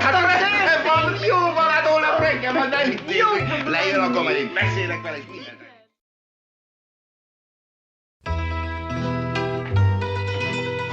Mama, he's coming down. Now you let me do the talking, huh? Whenever you do the talking, you don't know when to stop. Better I should do it. I'm the head of the house. It's my job to talk to the boy who wants to marry with my daughter. She's my daughter, too. Morning, Miss Kovacs. Kovacs. Sit down. Help yourselves. Sit down. My goodness, everything looks so nice. I don't know what to have first. Have a little of everything, huh? Have a lot of everything. These are Hungarian sausages. Try. Oh, thank you. You like Hungarian cooking? Oh, yes, ma'am. I like it real fine. You like Leo? Oh, yes, sir. I certainly do. He's like a brother to you, no? Oh, yes, sir. He's a real good buddy, all right. You know, Gomer, you are a very nice, settled-down boy. Thank you, sir. Tell me, what do you expect to do when you get out of the service? Oh, well, I'll probably go on back home to Mayberry. That's where I come from, and just pick up at the gas station where I left off. My cousin Gomer owns it, so I'll probably work with him. Maybe even become a partner. A partner in a business? Ooh. Tell me, do you like our Anna? Oh, yes, ma'am, I sure do. She's one of the nicest girls I ever met. Good morning, everybody. Oh, Leo, fogja a kezed az új sógoroddal. What? Csak egy kicsit beszéltünk, tudod? Igen, és megkérdeztük, hogy szeretett téged, hogy szereti az Annuskát, hogy szereti a magyar konyhát, mindenéket mondod. Igen, és milyen finom fiú. Ó, kell belépni mindenki. Esküvőt fogunk csinálni, mindenki itt lesz. What's the matter, Leo? Gomer, you were just being marched to the altar. Huh? All those questions, they were leading up to a wedding, Hungarian style. Golly, I just thought they was making conversation. Well, don't kid yourself. They're so anxious to keep her from marrying Paul, they'll jump at the first eligible man to come along. They're that dead set against him, huh? They're that dead set. Golly, that is a problem. You don't know the half of it.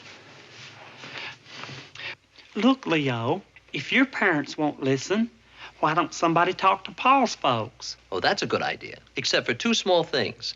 One, his parents are just as stubborn as mine. And two, a Sabo wouldn't allow a Kovac in the house. It's that bad, huh? But they might talk to a stranger. Huh? Gomer, you could go over there. Me? You know our son. Yes, sir. Then you are always welcome in my house. Come on, please, sit up. Please. Please, sit. What can I give you to eat? Some cookies? A piece of cake? Oh, nothing, thank you, ma'am. I just had breakfast. I'll give you some cake. Our son. How long do you know him? Well, I'll give you some cookies, too. Here, eat. Thank you, ma'am. How come he never mentioned you? Well, I just met him last night. You see, I'm also a friend of Anna Kovac's. Anna who? Kovac. I would appreciate if you would please to leave my house. Well, you see, that's the reason I came over here, was to find out how this feud started in the first place. I am very sorry. It's something we don't talk about. And we never talk about what's her name. If we would knew who you are, we would never let you in. Well, if we just sat down and discussed these... We have nothing to discuss. If you want to know how the feud started, go ask the Kovac. Well, if you want to know how the feud started, go ask the Sabos. Hey, Leo, what if both families accidentally found themselves together in the same room? What do you mean? Well, is there a particular place your family likes to go to, like a restaurant or something? Well, they go to Zimmerman's pretty often. That's a little Hungarian restaurant downtown. Well, what if I invite them down there for dinner and I invited the Zabos at the same time? You know, just to talk things out. Forget it, Gom. You could get my folks down there easy enough, but well, how could you get the Zabos there? Well, there is a way. It's kind of sneaky, but it is a way. Yeah, what's that? Well, we could get the owner of Zimmerman's to call them up and tell them that they've won a free dinner for two just for this evening only. Hey, that's one thing a Hungarian will never turn down. A 7-course dinner. It's very nice for you to do this, but was not necessary. Well, I did want to repay you for being so hospitable. Oh, we really appreciate it. And this is our favorite place. And in the private dining room, too. Well, maybe we better get a waiter and order. Pincer? Oh, why don't we wait a little? Wait? We can sit here and talk for a while. Talk we can do at home. They got big meals here. If we don't get started soon, we could be here all night. We have a very nice table set up for you in the back. Thank you. But we still don't know how we won. We didn't even know there was a contest. Don't ask. Just eat and enjoy. Compliments of Zimmerman's. You know, Gomer, you should order the stuffed cat.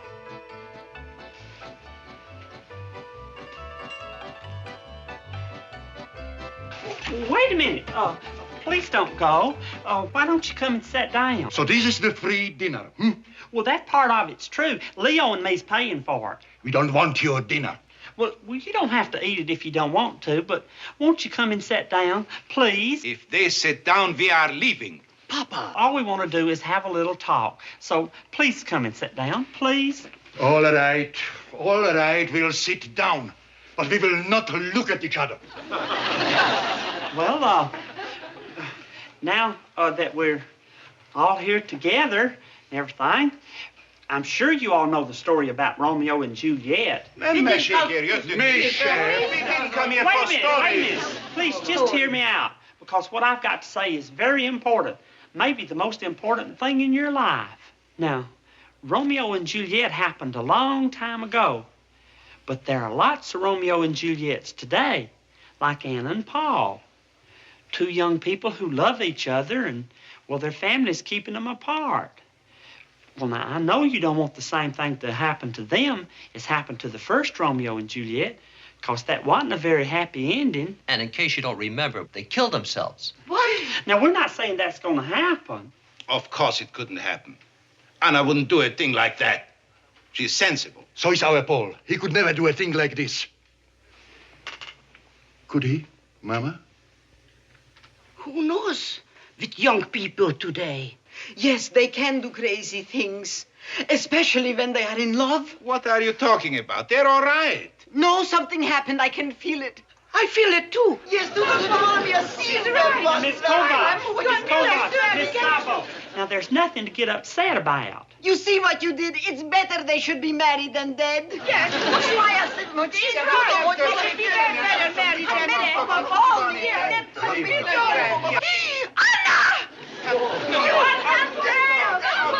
You're not dead. Oh, Mom, I'm fine. I'll kill you. What's going on? Gomer has just asked us to come by for a family discussion. There will be no discussion. You are coming with us. Away from the girl. And we don't want that boy near our girl. Don't worry, he won't be. Now, wait a minute. Don't be ashamed of it. Shame. Or a few seconds ago, you was all worried sick. You said you'd rather have him married than dead. How soon we forget. We are not forgetting that they disobeyed us. They have no respect for their parents. How can you say a thing like that? They're both over 21. Why, they could have eloped and got married any time they wanted to, but they didn't. They didn't want to get married without your blessings. I'd say that's the biggest respect children can give their parents. You know, Papa, he is right. They were good children. Maybe we should give them our blessing, huh, Papa? Maybe.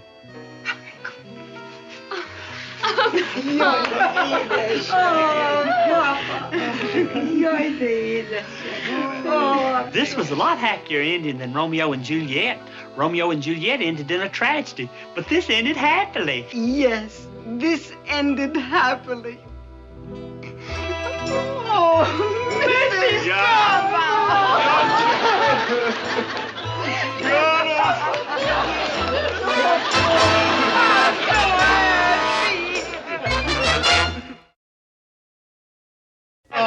But this is London. I make a toast to Gomer Pyle. Without him, our families would never get together. He's a big peacemaker. Now I make a toast to Anna and Paul. May they have a long and happy life together. You know, there will be plenty more toasts when they get married. This will be the biggest wedding you ever saw. Papa, Paul and I have discussed this, and we really don't want a big wedding. What? Well, we'd be much happier if it was just a small, intimate affair. When a daughter of mine gets married, everybody must be invited. That's right. There ain't no such thing as a small Hungarian wedding. You know, Anna, on our side alone, there's 200 relatives. On our side, we have 250 relatives. No buts. We hire a big hall, musicians. We'll eat, we'll drink, and we dance. That is the custom. Well, maybe it's the custom, but we just don't want that big a fuss. But it's not for you to say. You are only the bride and the groom.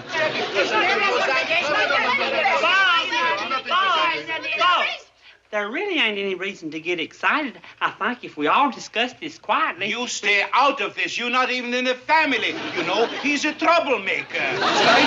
You are a troublemaker. Here is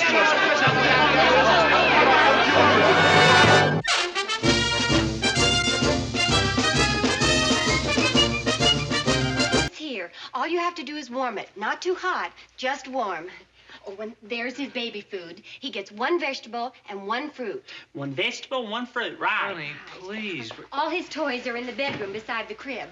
He sleeps most of the time, so he really shouldn't be any bother. Don't worry about a thing, Nancy. Me and Timmy's gonna get along fine. Let's just hope that your mama's all right. I'm sorry to impose on you like this, Gomer, but it all happened so suddenly. Oh, we just got the call from the hospital this morning. We called every babysitter we know. Such a short notice, that's why I had to call you. Glad to do it. I'm really happy to help out. We can never thank you enough. Honey, we better get going when we catch the next flight. Oh, Gomer, we'll probably catch the 6 o'clock plane tonight. That's only San Francisco, 45-minute flight. We should be back here by 7 or 7:30 at the latest. Well, there's no need to rush, just so long as you're back by 5:30 in the morning in time for me to make reveille. No later than 9. Oh, and this wind-up teddy bear is his favorite toy. Honey, see you later, Gomer. Bye. Bye-bye. Don't worry about a thing.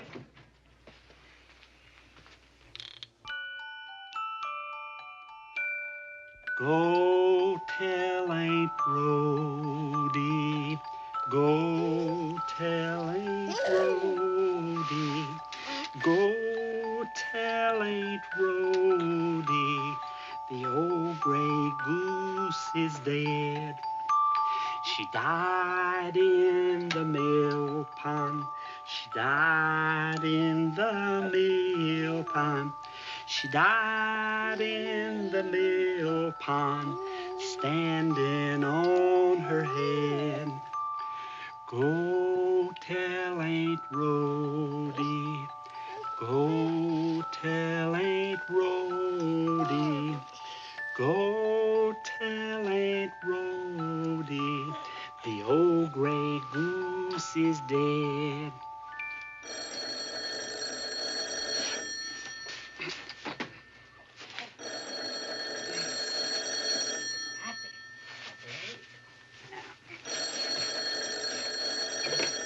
Hello? Gomer, this is Howie. How's Timmy? Oh, he's fine. He's just fixing to go back to sleep. But how's Nancy's mother? Why, she's okay with just a penny, so they got it in time. Gomer, we're going to get back a little later than I thought tonight. Oh, well, that's perfectly all right. I've got until 5:30. See, it's 10 o'clock now, so if you catch the next plane, you should be back here before midnight. That's just it, Gomer. They're not flying. There's too much fog. We're borrowing my mother's car, and we're driving back tonight, but the soonest we could get there, it'd be 5 in the morning, and that could make you late for reveille. Well, then what I better do is just call Sergeant Carter and tell him I'm going to be a little bit late. I'm sure he'll understand. Huh?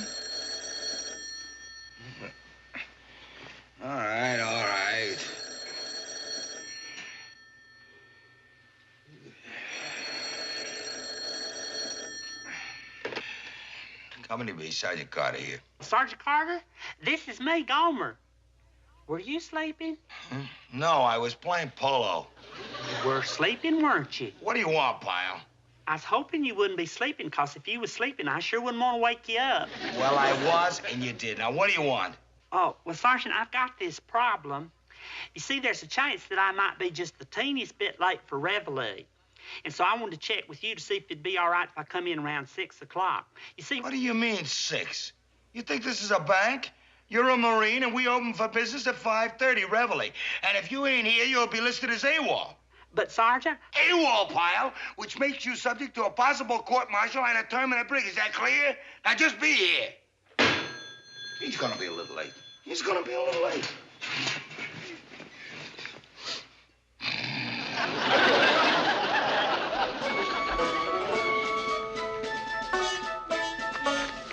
Looks like I just made it. I waited till the last minute, but this little feller's folks never did show up. So what I'm about to do is go ask Sergeant Carter if it's all right if he stays here till they come and pick him up. I'm sure it'll be okay.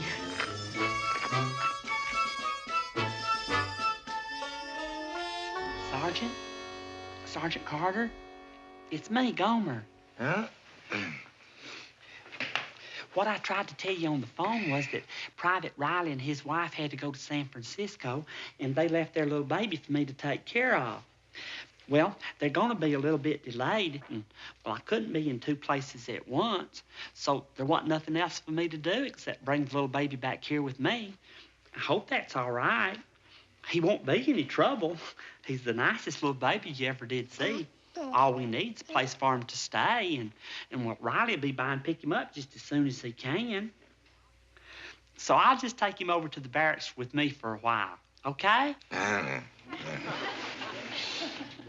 Is it all right, Sergeant? Oh, thank you, Sergeant. I just knew you'd understand.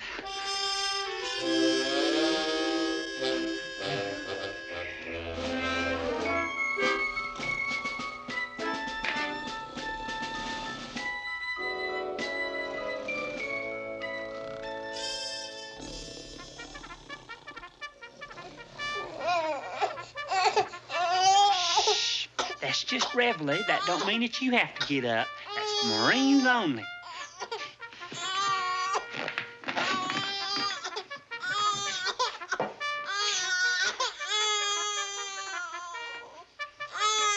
Holy smokes.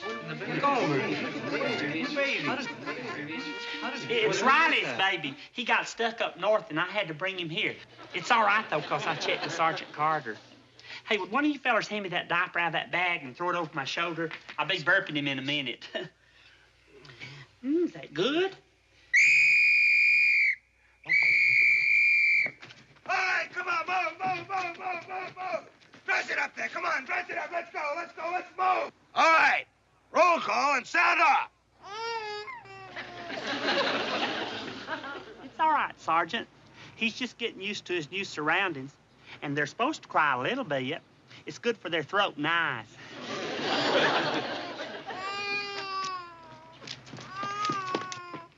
I guess he wants to get a good look at Timmy. He didn't get to see the little feller too well last night. Well.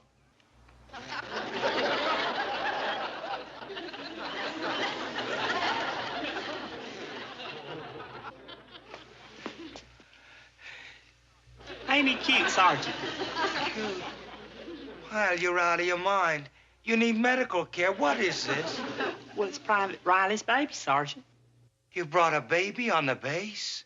But I checked with you, Sergeant, and you said it'd be all right. What are you talking about? What did you check with me? What? Well, don't you remember?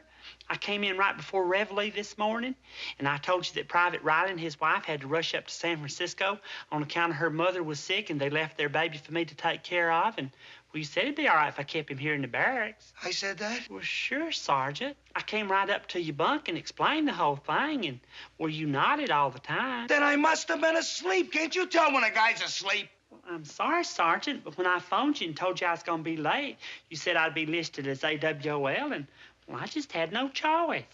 I don't believe it. I just don't believe it. Well, I left Private Riley a note and told him that I had the baby here with me. And, well, he said he'd be back about 5 o'clock, and it's almost 6 now, so he ought to be coming along any time now. What do we do with a baby in the meantime? A baby in the barracks.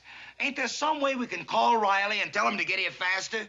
Well, he's on the road. Well, what about relatives? Does he have any relatives we can get to take the kid? Well, no, Sergeant. That's the reason they called me. Oh, brother. Sarge, phone call for Pyle. It's Riley. You see, Sergeant, he's home, and he's all set to come down here and pick up Timmy. I'll get it right away. What's that?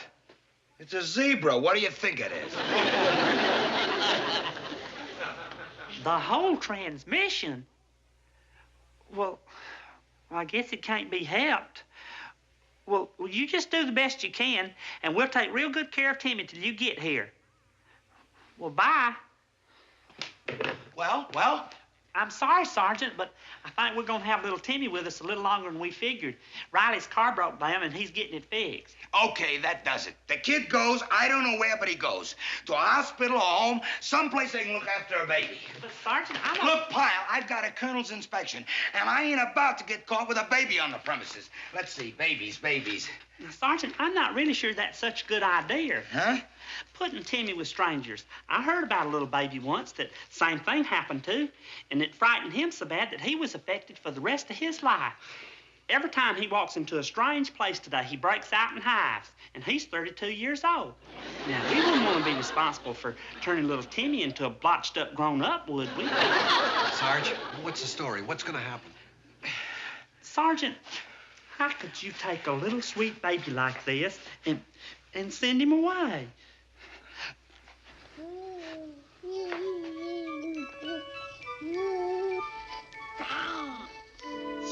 Sweet, sweet, sweet.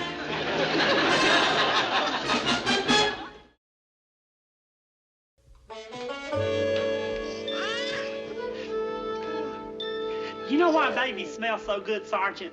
You'd smell good, too, if you was sprinkled with talcum all day long. You know something? There ain't nothing as smooth and soft as a little baby's skin.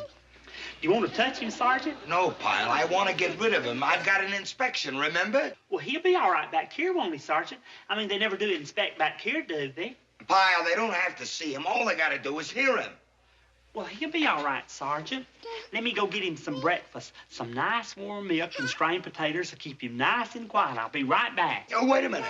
Sergeant Hacker will be at the mess hall. All I need is for that big mouth to find out I got a kid stashed here. Well, I won't say one word. No, I better handle it. You and Boyle take turns watching the kid while the others get breakfast. And remember, not a word about nothing to nobody. I'm trying to keep him quiet.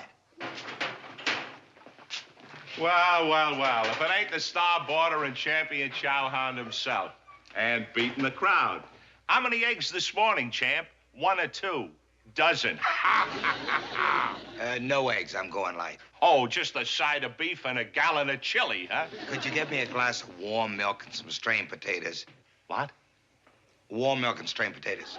Are you on a diet or something? Yeah, that's right. Oh, what kind of diet is it? What's it for? Oh, nothing special. I just been going heavy on the chow lately, and I thought I'd take it easy for a while, that's all. Well, can I have it or can't I? Oh, sure. See Pete in the kitchen. Warm milk and strained potatoes. Warm milk and strained potatoes. I wonder what's wrong. Well, like you said, Sarge, you're just going easy. Think a minute. Who needs food like that? People with ulcers. You think that... That's it. The guy's got himself an ulcer. Sure, that's why he's on that diet, and he doesn't want anybody to know. You see, Jensen, that's the way it goes. All those years of steaming and churning inside finally caught up. The poor guy's got himself an ulcer. How you doing, Pyle? Just fine, Sergeant. Sergeant Carter was in before getting some, warm milk and strained potatoes. Uh-huh. Well, excuse me, Sergeant. Relax, Pyle. I know the whole story, everything. You mean he told you all about it? How can you hide a thing like that?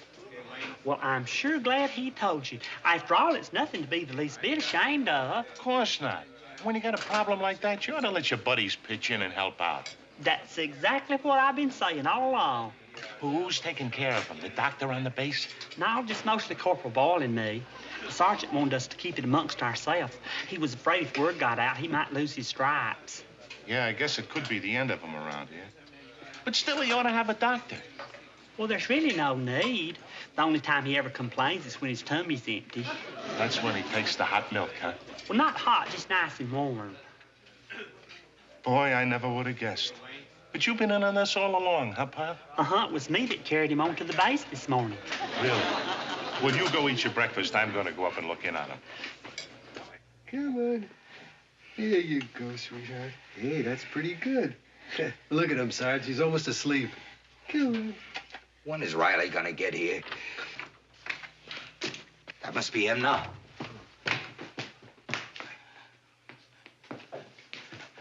Hiya, Vince. What are you doing here? Now, look, you gotta stop being so jumpy. That's the worst thing in the world for it. What are you talking about?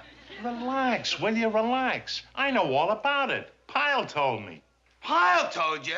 I'll kill him. Now, you see, there you go again. You gotta settle down. I only came over here to help you. Here, I brought you this, heavy cream.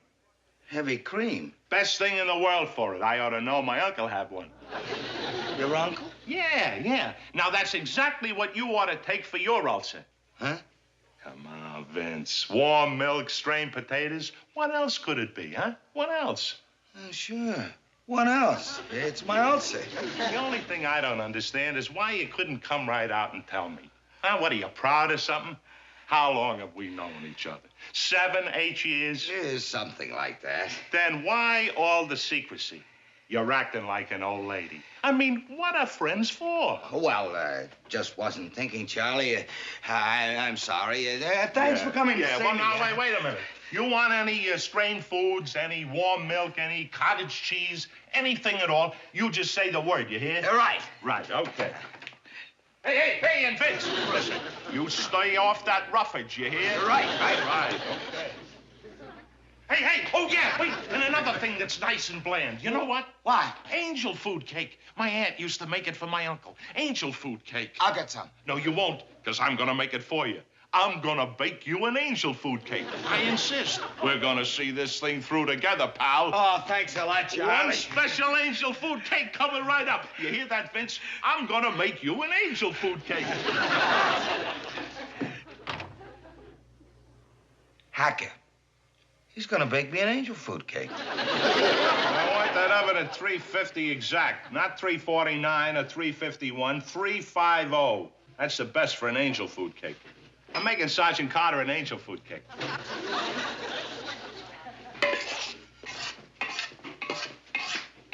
You won't see me, Sergeant? Oh, yeah, pal. I spoke to Sergeant Carter, and I'm fixing him up with some of those bland foods that he needs. I'm also giving him a little treat, an angel food cake. Tell him it'll be ready in about an hour, huh? An angel food cake? For a baby? Yeah, when you got a condition like... Really, all he needs is some warm milk. Say, did you get to see the little fella in the back room when you was over talking to Sergeant Carter? Well, he was probably sleeping. It's really a shame you didn't get to see him, though, because he ain't gonna be here too much longer. Riley will probably be by for him any time now. Riley. Riley's baby. Sure, warm milk and strained potatoes. I know the sergeant appreciates everything you're doing. Just like you said, what are friends for? Oven's ready, Sarge. Oh, good.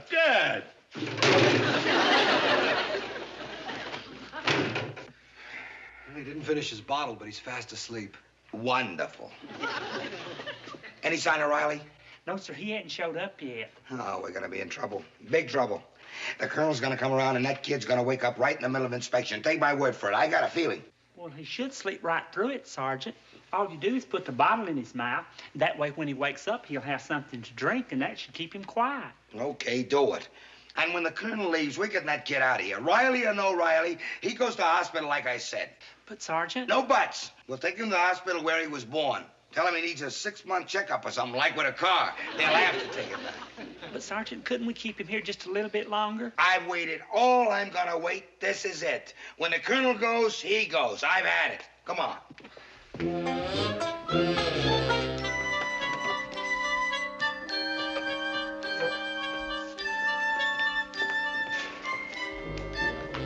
Kindly baby's coming. Teddy bear, stash it, that's all we need.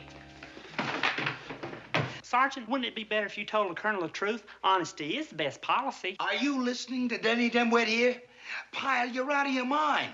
Do you know what would happen if I told the colonel I had a baby here? Well, I'm sure he'd understand. Just like when I told you that I had a baby here, you were very understanding. Sure I was understanding. That's because you're an idiot, Pyle, and don't know better. But I'm a sergeant and I was asleep.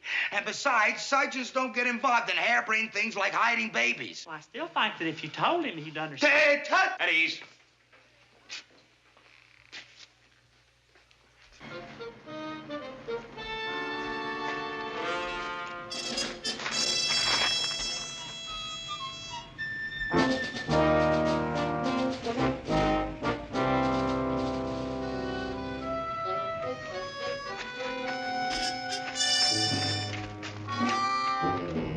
The roster forms seem in order, Sergeant.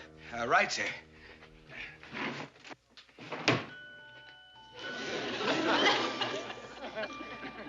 Where's that music coming from, Sergeant? Music, sir? Seems to be coming from this filing cabinet. It is, sir? Well, I can't imagine. Why, it's a teddy bear. I can see that. What's it doing here? Well, it's, Private Riley, sir. A present for his kid. That's it, sir. It's a present.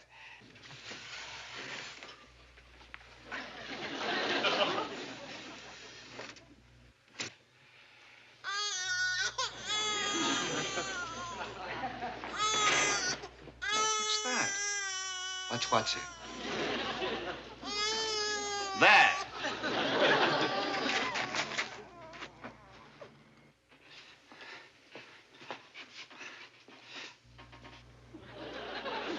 It's a baby, sir.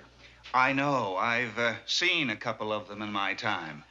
Well, you see, sir, Private Riley had an emergency up in San Francisco, and I was at his place babysitting, and then the airport got fogged in, and he couldn't get back, and, well, I couldn't leave the baby, so I brought him here.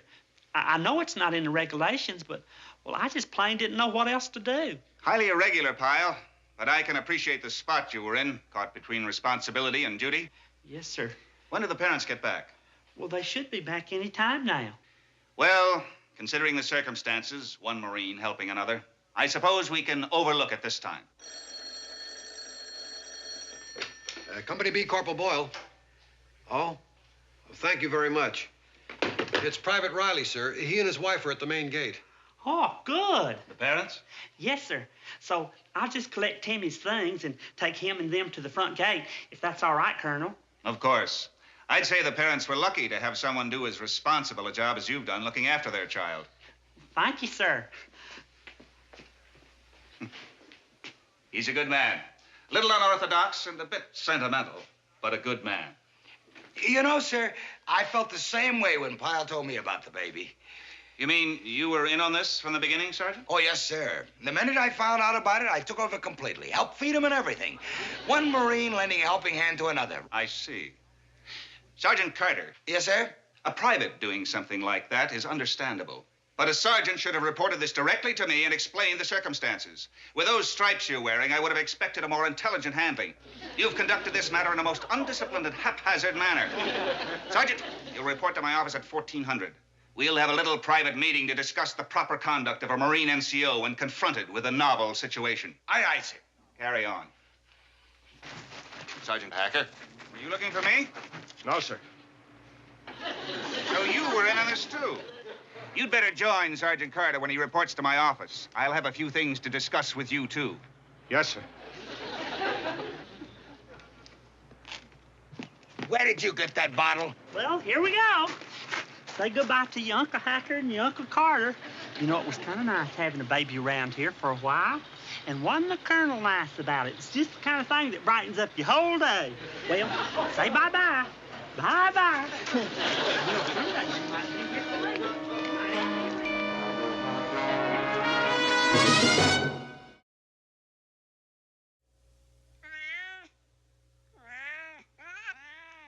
I'll kill him. So help me, I'll kill him.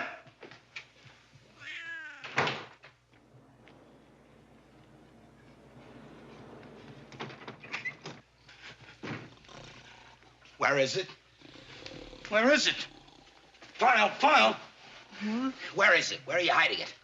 Hiding what, Sergeant? Come on, the kid. You're babysitting for Riley again. Well, no, Sergeant. They picked Timmy up this morning, don't you remember? Then it's another baby. You got into the baby business. Oh, what you mean, Sergeant? Pyle, I heard a baby crying a few seconds ago, and it came from this direction. So don't sit there and tell me... There it is again. You stashed the baby outside somewhere.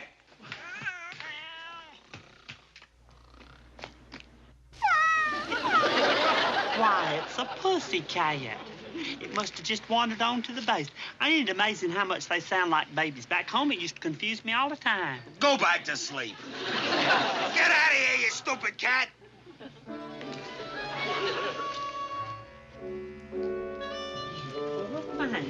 Are you lost? Huh? Don't you have a home? Go tell Aunt Rose.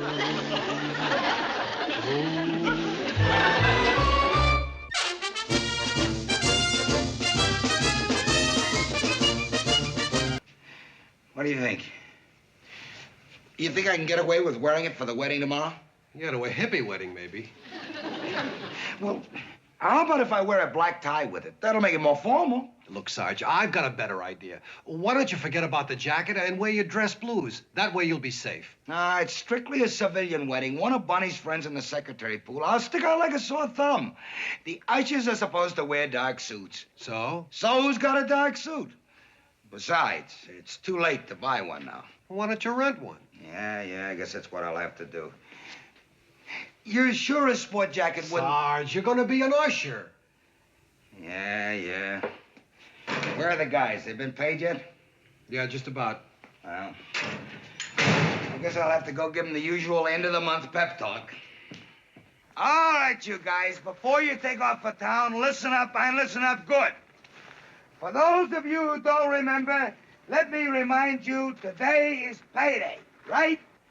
That means that outside the main gate, there's a whole army of characters just waiting to sell you everything from the Brooklyn Bridge to the Taj Mahal. Here comes the part about the vultures. Like vultures, these hustlers will swoop down on you and pick your pockets clean if you give them half a chance. So keep your hands on your wallets. So keep your hands on your wallets and walk right by them. My advice is put the money in the bank. Because a penny saved, a penny earned. Because a penny saved is a penny earned. All right? You've been warned. That's all. Sergeant Carter, thanks for the warning. I'm sure all the men appreciate it. Well, you be careful, Pyle. You're the biggest pushover of them all. Oh, don't worry, Sergeant. Like you say, I'll look out for them vultures. Boy, you sure do have a way with words.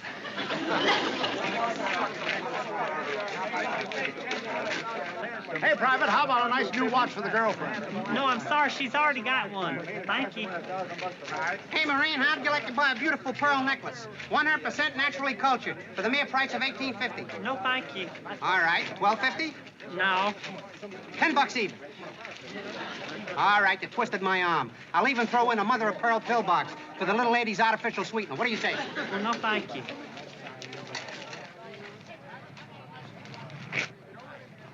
Hey, Mr. Freddy. Well, if it isn't my old friend, Private Pyle, Private Gomer Pyle. Of course, had it right in the tip of my tongue. You remember you sold me a friendship ring from a girl. Of course I remember. Shazam, right? You're the one who's always with the Shazam. That's right, Pyle. Don't listen to a word I said. This is one of the vultures I was telling you about. In fact, he's king of the hill. Excuse me, Sergeant. Do we know each other? I have a feeling you're confusing me with someone else. Oh, no, I'm not. You're the bum that took me to the cleaners with that phony fur piece. Fur piece? Fur piece? Yeah, the one that fell apart. Was that you? Oh, look, friend, I can explain. You're not my friend. And he's not yours either, Pyle, so stay away from him. He's nothing but a crook. And if you got any sense, you'll shove off right now. Listen, Sergeant, I'm hurt. I'm really hurt. Just because once I was fooled by a dishonest supplier, I have to suffer the rest of my life. That's why I gave all that up and went into my new business. New business? Yeah, no more two-bit items like those guys are peddling over there. Look at them pushing themselves at those innocent Marines. Oh, how uncouth, how vulgar. They're a disgrace to the selling business, and thank goodness I'm not in that game anymore. You mean you're not a salesman anymore? Well, that's a little part of it. I'm now a gentleman's tailor. A tailor? Well, ain't that nice? Yeah, I've taken on a class line, and all my sales are by recommendation. Well, that sounds good. What kind of line do you have? Suits, son. Hong Kong suits. You don't say. Well, where's your store? Right here. You mean your car? Well, I still like to keep the overhead down so I can pass on the savings to my customers. I see. Golly, you sure got a lot of suits. All top-grade stuff. You know, Hong Kong suits are the finest. Here, slip your fingers over this. It's nice. It's real soft. What are you, about a 42 long? How'd you guess? It's an art that comes with knowing one's business inside and out. Now, just slip this on, huh? Well, really, Mr. Freddie, I do have to No, come on. There's no obligation. I just want to show you how I can run my business without using any of that high-pressure stuff on anyone. Just look at that now, will you? Just look at it. That perfect? Hey, really is a nice fit. Nice fit? It's you! Now, tell me, do you have a dark suit? Well, no, you see, I don't have much occasion. Look, I got nothing against the greatest uniform in the world, heaven knows. But every Marine should be able to walk off his base in style. By the way, dark is in this year. You see, midnight blue. Pyle, have you seen Corporal Boyle around? No, I didn't, Sergeant. Pyle, is that you? Well, yes, Sergeant. Must be this new suit. I even feel different in it. How do you like it? Hey, great, Pyle, great.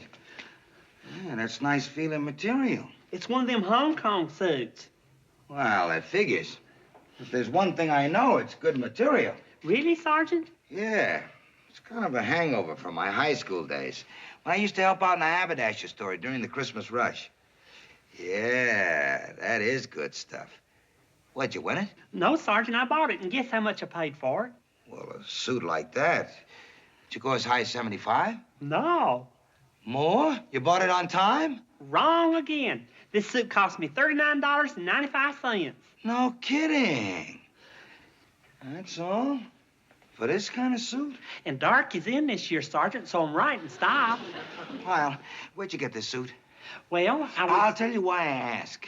I gotta go to a wedding tomorrow, and I might just want to buy a suit like that. Well, who's gonna get married? Well, it's one of Bunny's friends in the secretarial pool. It's gonna be a big affair, you know, with ushers and bridesmaids and buffet, the works. Oh, well, that sounds real nice. Yeah, well, that's why I ask. At $39.95, I'd be crazy to rent one for just a day. Where'd you get it? Well, you're gonna kind of be surprised. Where? Well, I got it from Friendly Freddie. I should have known. But, Sergeant, you said yourself this was real fine material. Yeah? Well, there must be something wrong. Maybe he's in smuggling now. Oh, no, Sergeant, I don't think he'd ever do a thing like that. Why don't you go try and find him and get yourself a suit? Oh, no. Even if he is on the level now, I ain't running after him. Is he still out at the gate? No, I don't think so. He took off, left town. Well, no, Sergeant. He generally spends most of his time at the pool hall in town. The pool hall, huh? You're gonna have to beat this suit to death if you want to get rid of it. You know, this suit can be worn anywhere, and of course, you're seeing it in the daylight. You get the idea of the real color. Pretty neutral, huh? This can be worn anywhere. Oh, work, evening clothes, travel, ball games. I mean, this is a practical all-around suit. Look at the crease in the trousers. Don't touch it, you'll cut your fingers. Take my word for it. You'll be plenty happy if you... excuse me, sir. Sergeant? I thought I recognized you. Is something I can do for you? You? What could you do for me? Oh, I don't know. I thought maybe you'd be interested in a nice dark suit for yourself. You know, I'm now in men's clothing. I got a class operation. Here, Sarge, feel the material. Now, just check those goods. Judge for yourself. You're darn right I'll be the judge. I can tell the way you're feeling that you really know material. Well, I never bought junk. Oh, I know. If you really want to give it the acid test, why don't you try one on? Let's see now. You're a 40 stout, right? Regular, 40 regular. Regular. Even if I did try one on, that don't mean I'd want to buy it. I don't take the first thing somebody shoves in my face. Well, naturally. You'd be crazy if you did. Especially when I trust you about as far as I could throw you. Well, this time, let the goods do the talking. Here, step into the dressing room and see for yourself. The dressing room? Yeah, across the street at the gas station where it says men. Hey, Sergeant. Golly. You did it, Sergeant. You went out and got yourself a suit from Friendly Freddy. Did you, Sergeant, from Friendly Freddy? Well... Just like I did. And not like you, Pyle. I took a little time looking it over at the gas station. Well, you look just beautiful, Sergeant. Just like you stepped out of one of them 75-cent magazines. Yeah. Notice how the jacket falls right to where I bend my fingers, like it's supposed to, huh? Just like it was tailor-made. I told you, Sergeant. I told you. It's always better to give a person the benefit of the doubt, even a person like Friendly Freddy. Yeah, well, look, Pyle, I gotta go to town. What's on your mind? Oh, well, knowing you was going into town for the wedding, I was wondering if I could get a lift. I just missed the bus. Okay, but I'm in a hurry. Me too, Sergeant. Ain't that something, though?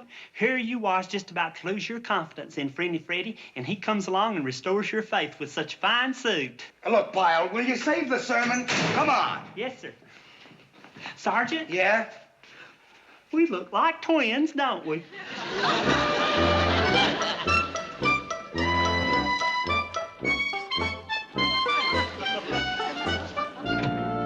Hey, Luann. Gomer, your suit. Oh, you look just beautiful. Why, bless you.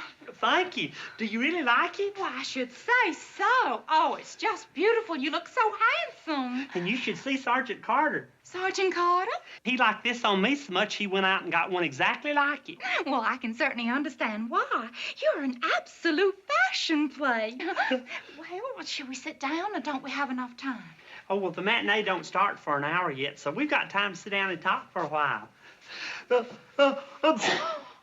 Why, bless you. Gomer, don't tell me you're coming down with a cold. No, I don't think so. Well, maybe it's an allergy like Daddy. He just had to look at goldenrod or duck thistle, and he... Bless you.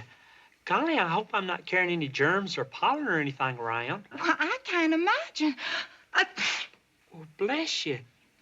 Gomer, I just wonder if... Well, bless you again. Now, you wait right there. What are you doing? There. You see? You're sneezing, but I'm not. Well, do you think maybe it's the couch? No, Gomer, I don't. Actually, I think it's your suit. My suit? You see, it only happens when I'm next to you. Why, this is terrible. Oh, my gosh, Sergeant Carter. I sure hope his suit's not making him...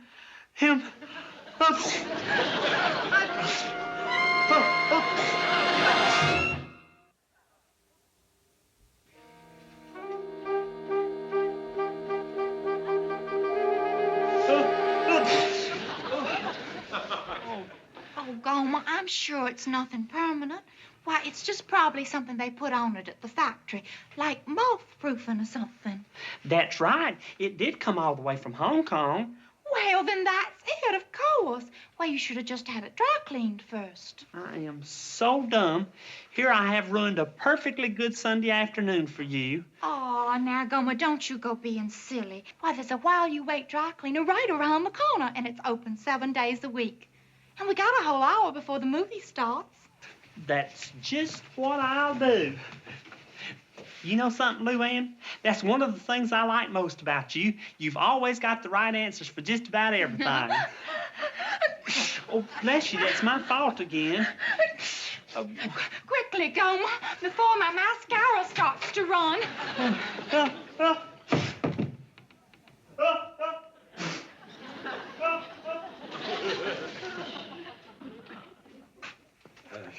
Excuse me, sir. Gosh, you finished already? Well, sort of. Sir, where did you get that suit? From a feller by the name of Friendly Freddy. Why? I'm wondering, did you get a guarantee with it? Gosh, I didn't think to ask Mr. Freddy for one. Why? Well, I think you better see for yourself.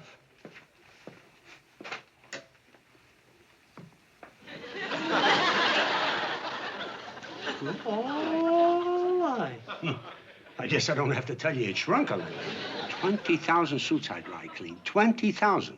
This is the first time anything like this has ever happened. But how? How in the world? It's the material. Looks like it's made out of reclaimed odds and ends. Not only does it shrink, it can fall apart at the touch. Oh, my gosh. Sergeant Carter. Huh? My sergeant, he's wearing the same suit. I gotta go warn him. Mister, have you got something I could borrow till I get my own clothes? Yeah. Better tell your sergeant not to clean it. Burn it, yes, but don't clean it. Oh, there you go, Vince. You look real nice. Sergeant Carter? Sergeant Carter. Hello. What are you doing here? Where are your clothes? Sergeant, I gotta talk to you. Have you been sneezing? Pyle? Because if you have, Sergeant, you ain't sick. It's the suit. Hey, shh! See there? But whatever you do, don't have it clean. Vince, come on. That's our cue. Get out of here, Pyle. Sergeant, don't have it clean. Just brush it real good. Like these little threads, just brush them off. Pyle, get out of here.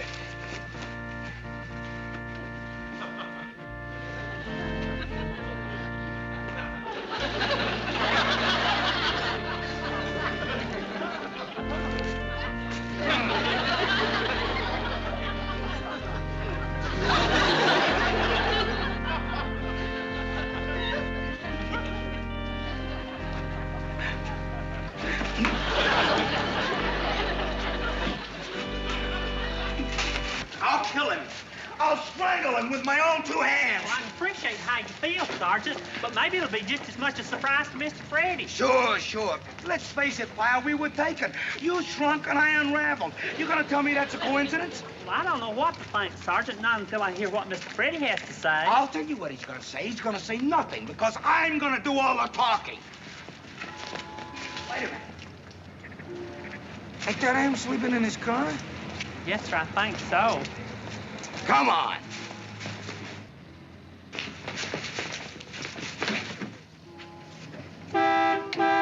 All right. What happened, officer? If it's about them parking tickets, I can... Sergeant, what happened? We want our money, that's all. We want our money back for them 2 suits. What happened? This is what happened. A jacket with no sleeves. And Pyle, tell him what happened to your suit, Pyle. Well, that's the reason I'm in this raincoat, Mr. Freddy. I took this suit and had it dry cleaned. And this is what happened. You know any midget who can wear a 42 long? This is terrible. I mean, this is... Wait a minute. Did you say you had it dry cleaned? Right after it started to make me sneeze. Look, I got a wedding to get back to. Oh, no, son. Didn't you read the tag? The one tied to the middle button? No, I didn't think to. Well, what if he did? If it was like the tag on my jacket, it was in Chinese. Only on one side. The other side was in English. It told you the suit was made of 100% virgin crackalac. Crackalac? The newest thing in synthetic fiber. I mean, all you gotta do is take care of it. You can't just bring it into any old dry cleaners. It's gotta be hand-washed in ice-cold water and Epsom salts. Sergeant, it's all my fault because I didn't read the tag. Mr. Freddy didn't have nothing to do with it. Okay, that's Pyle stuff, Luck. But what about my suit? I didn't have it dry cleaned. I just brushed it. You must have brushed it vigorously. Crackalac is very fragile, like the petals of a rose. You can't just take a rose and... Never mind that. Just make good on my suit and fast. I will, Sergeant, I will. I'll give you another suit. But no more crackalac for you. This time wool. 100% simulated wool. Oh, no. This time I ain't settling for anything less than my money back. I got a wedding to get back to. My girl's waiting for me. But, Sergeant, even if you do get your money back, it's Sunday and all the men's shops are closed. Where you gonna get another suit? All right. You got me against the wall and you know it. Okay, give me the suit. Let's say you're the 40 stout. Regular. Maybe this suit will even be better than the other one, Sergeant. Yeah, maybe it'll last for 2 days. Here we are. 140 regular and 142 long. Shazam, for me, too? That's right, above and beyond all legal obligation on my part, just so I can keep my hard-earned goodwill. Golly, you hear that, Sergeant? Big deal. Fellas, this time, please, take it easy with the suits, huh? If you treat them right, they should last a lifetime. Where are we gonna put them on, Sergeant? The gas station. Goodbye, girls. I'll see you tomorrow. Vince, where have you been? It's all over. Huh? Over? Well, I went out to get a new suit. You saw what happened. Miss Bunny, I insisted on coming back with the sergeant to explain things to you. It was all my fault. What? Well, I feel like I got him into this in the first place, and, well, I'd like to make it up to the two of you. So what would the two of you say to having dinner with me and Luann tonight? My treat. Well, that's awfully sweet of you, Gomer, but you really don't have to. Forget it, Pyle. Forget it. Well, maybe we could even make it dining and dancing. I don't think so, Pyle. Well, I sure wish you'd let me. I feel a whole lot better. Well, that's very sweet, Gomer. Okay, we'd be glad to. Wait a minute. You didn't ask me. Okay, I'm asking you. Are we going with Gomer, or am I going home and never speaking to you again? We're going with you. At first I was horrified, but then when I thought about it later, it was funny. I mean, really funny. Well, at least you weren't sneezing like Gomer and I. We couldn't even hold a polite conversation. That must have been rich. But you should have seen Vince. There he was acting all formal and serious with his sleeves hanging out. Well, I don't think it's funny. I don't think it's funny at all. Oh, come on, Vince. But I was humiliated. To me, that's nothing to laugh at. That's why I went down and had it out with that Freddy character. And we got spanking new suits from it, too. He was real nice about it. It has nothing to do with nice. I just didn't let him get away with anything, that's all. He may be sharp, but not sharp enough to put one over on me. So he just nicely came up with a couple of decent suits, that's all. Yeah, what are we yakking about? There's good music playing. Come on, let's dance. Oh, I'll buy that.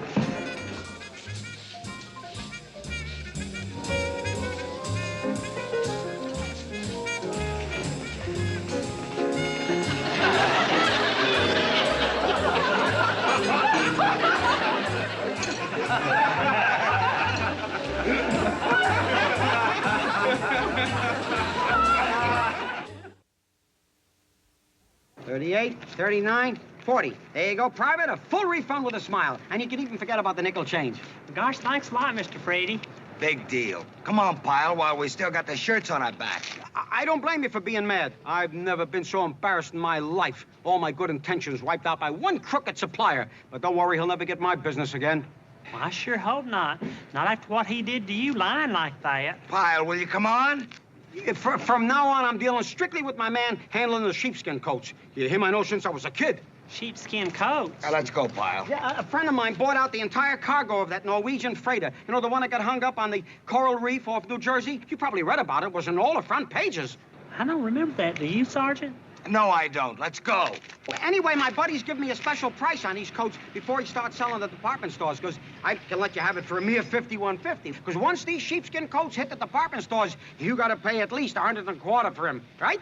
Oh, boy, they sure are pretty. Look at that lining. Well, yeah, that's 100% virgin fleece. See the tag? Oh, come on. Who are you kidding?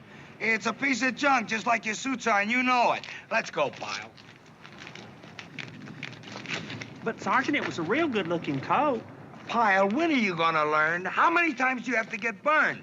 Now, take your money, put it in the bank, and stay away from that crook. But, Sergeant... Move, Pyle, that's an order.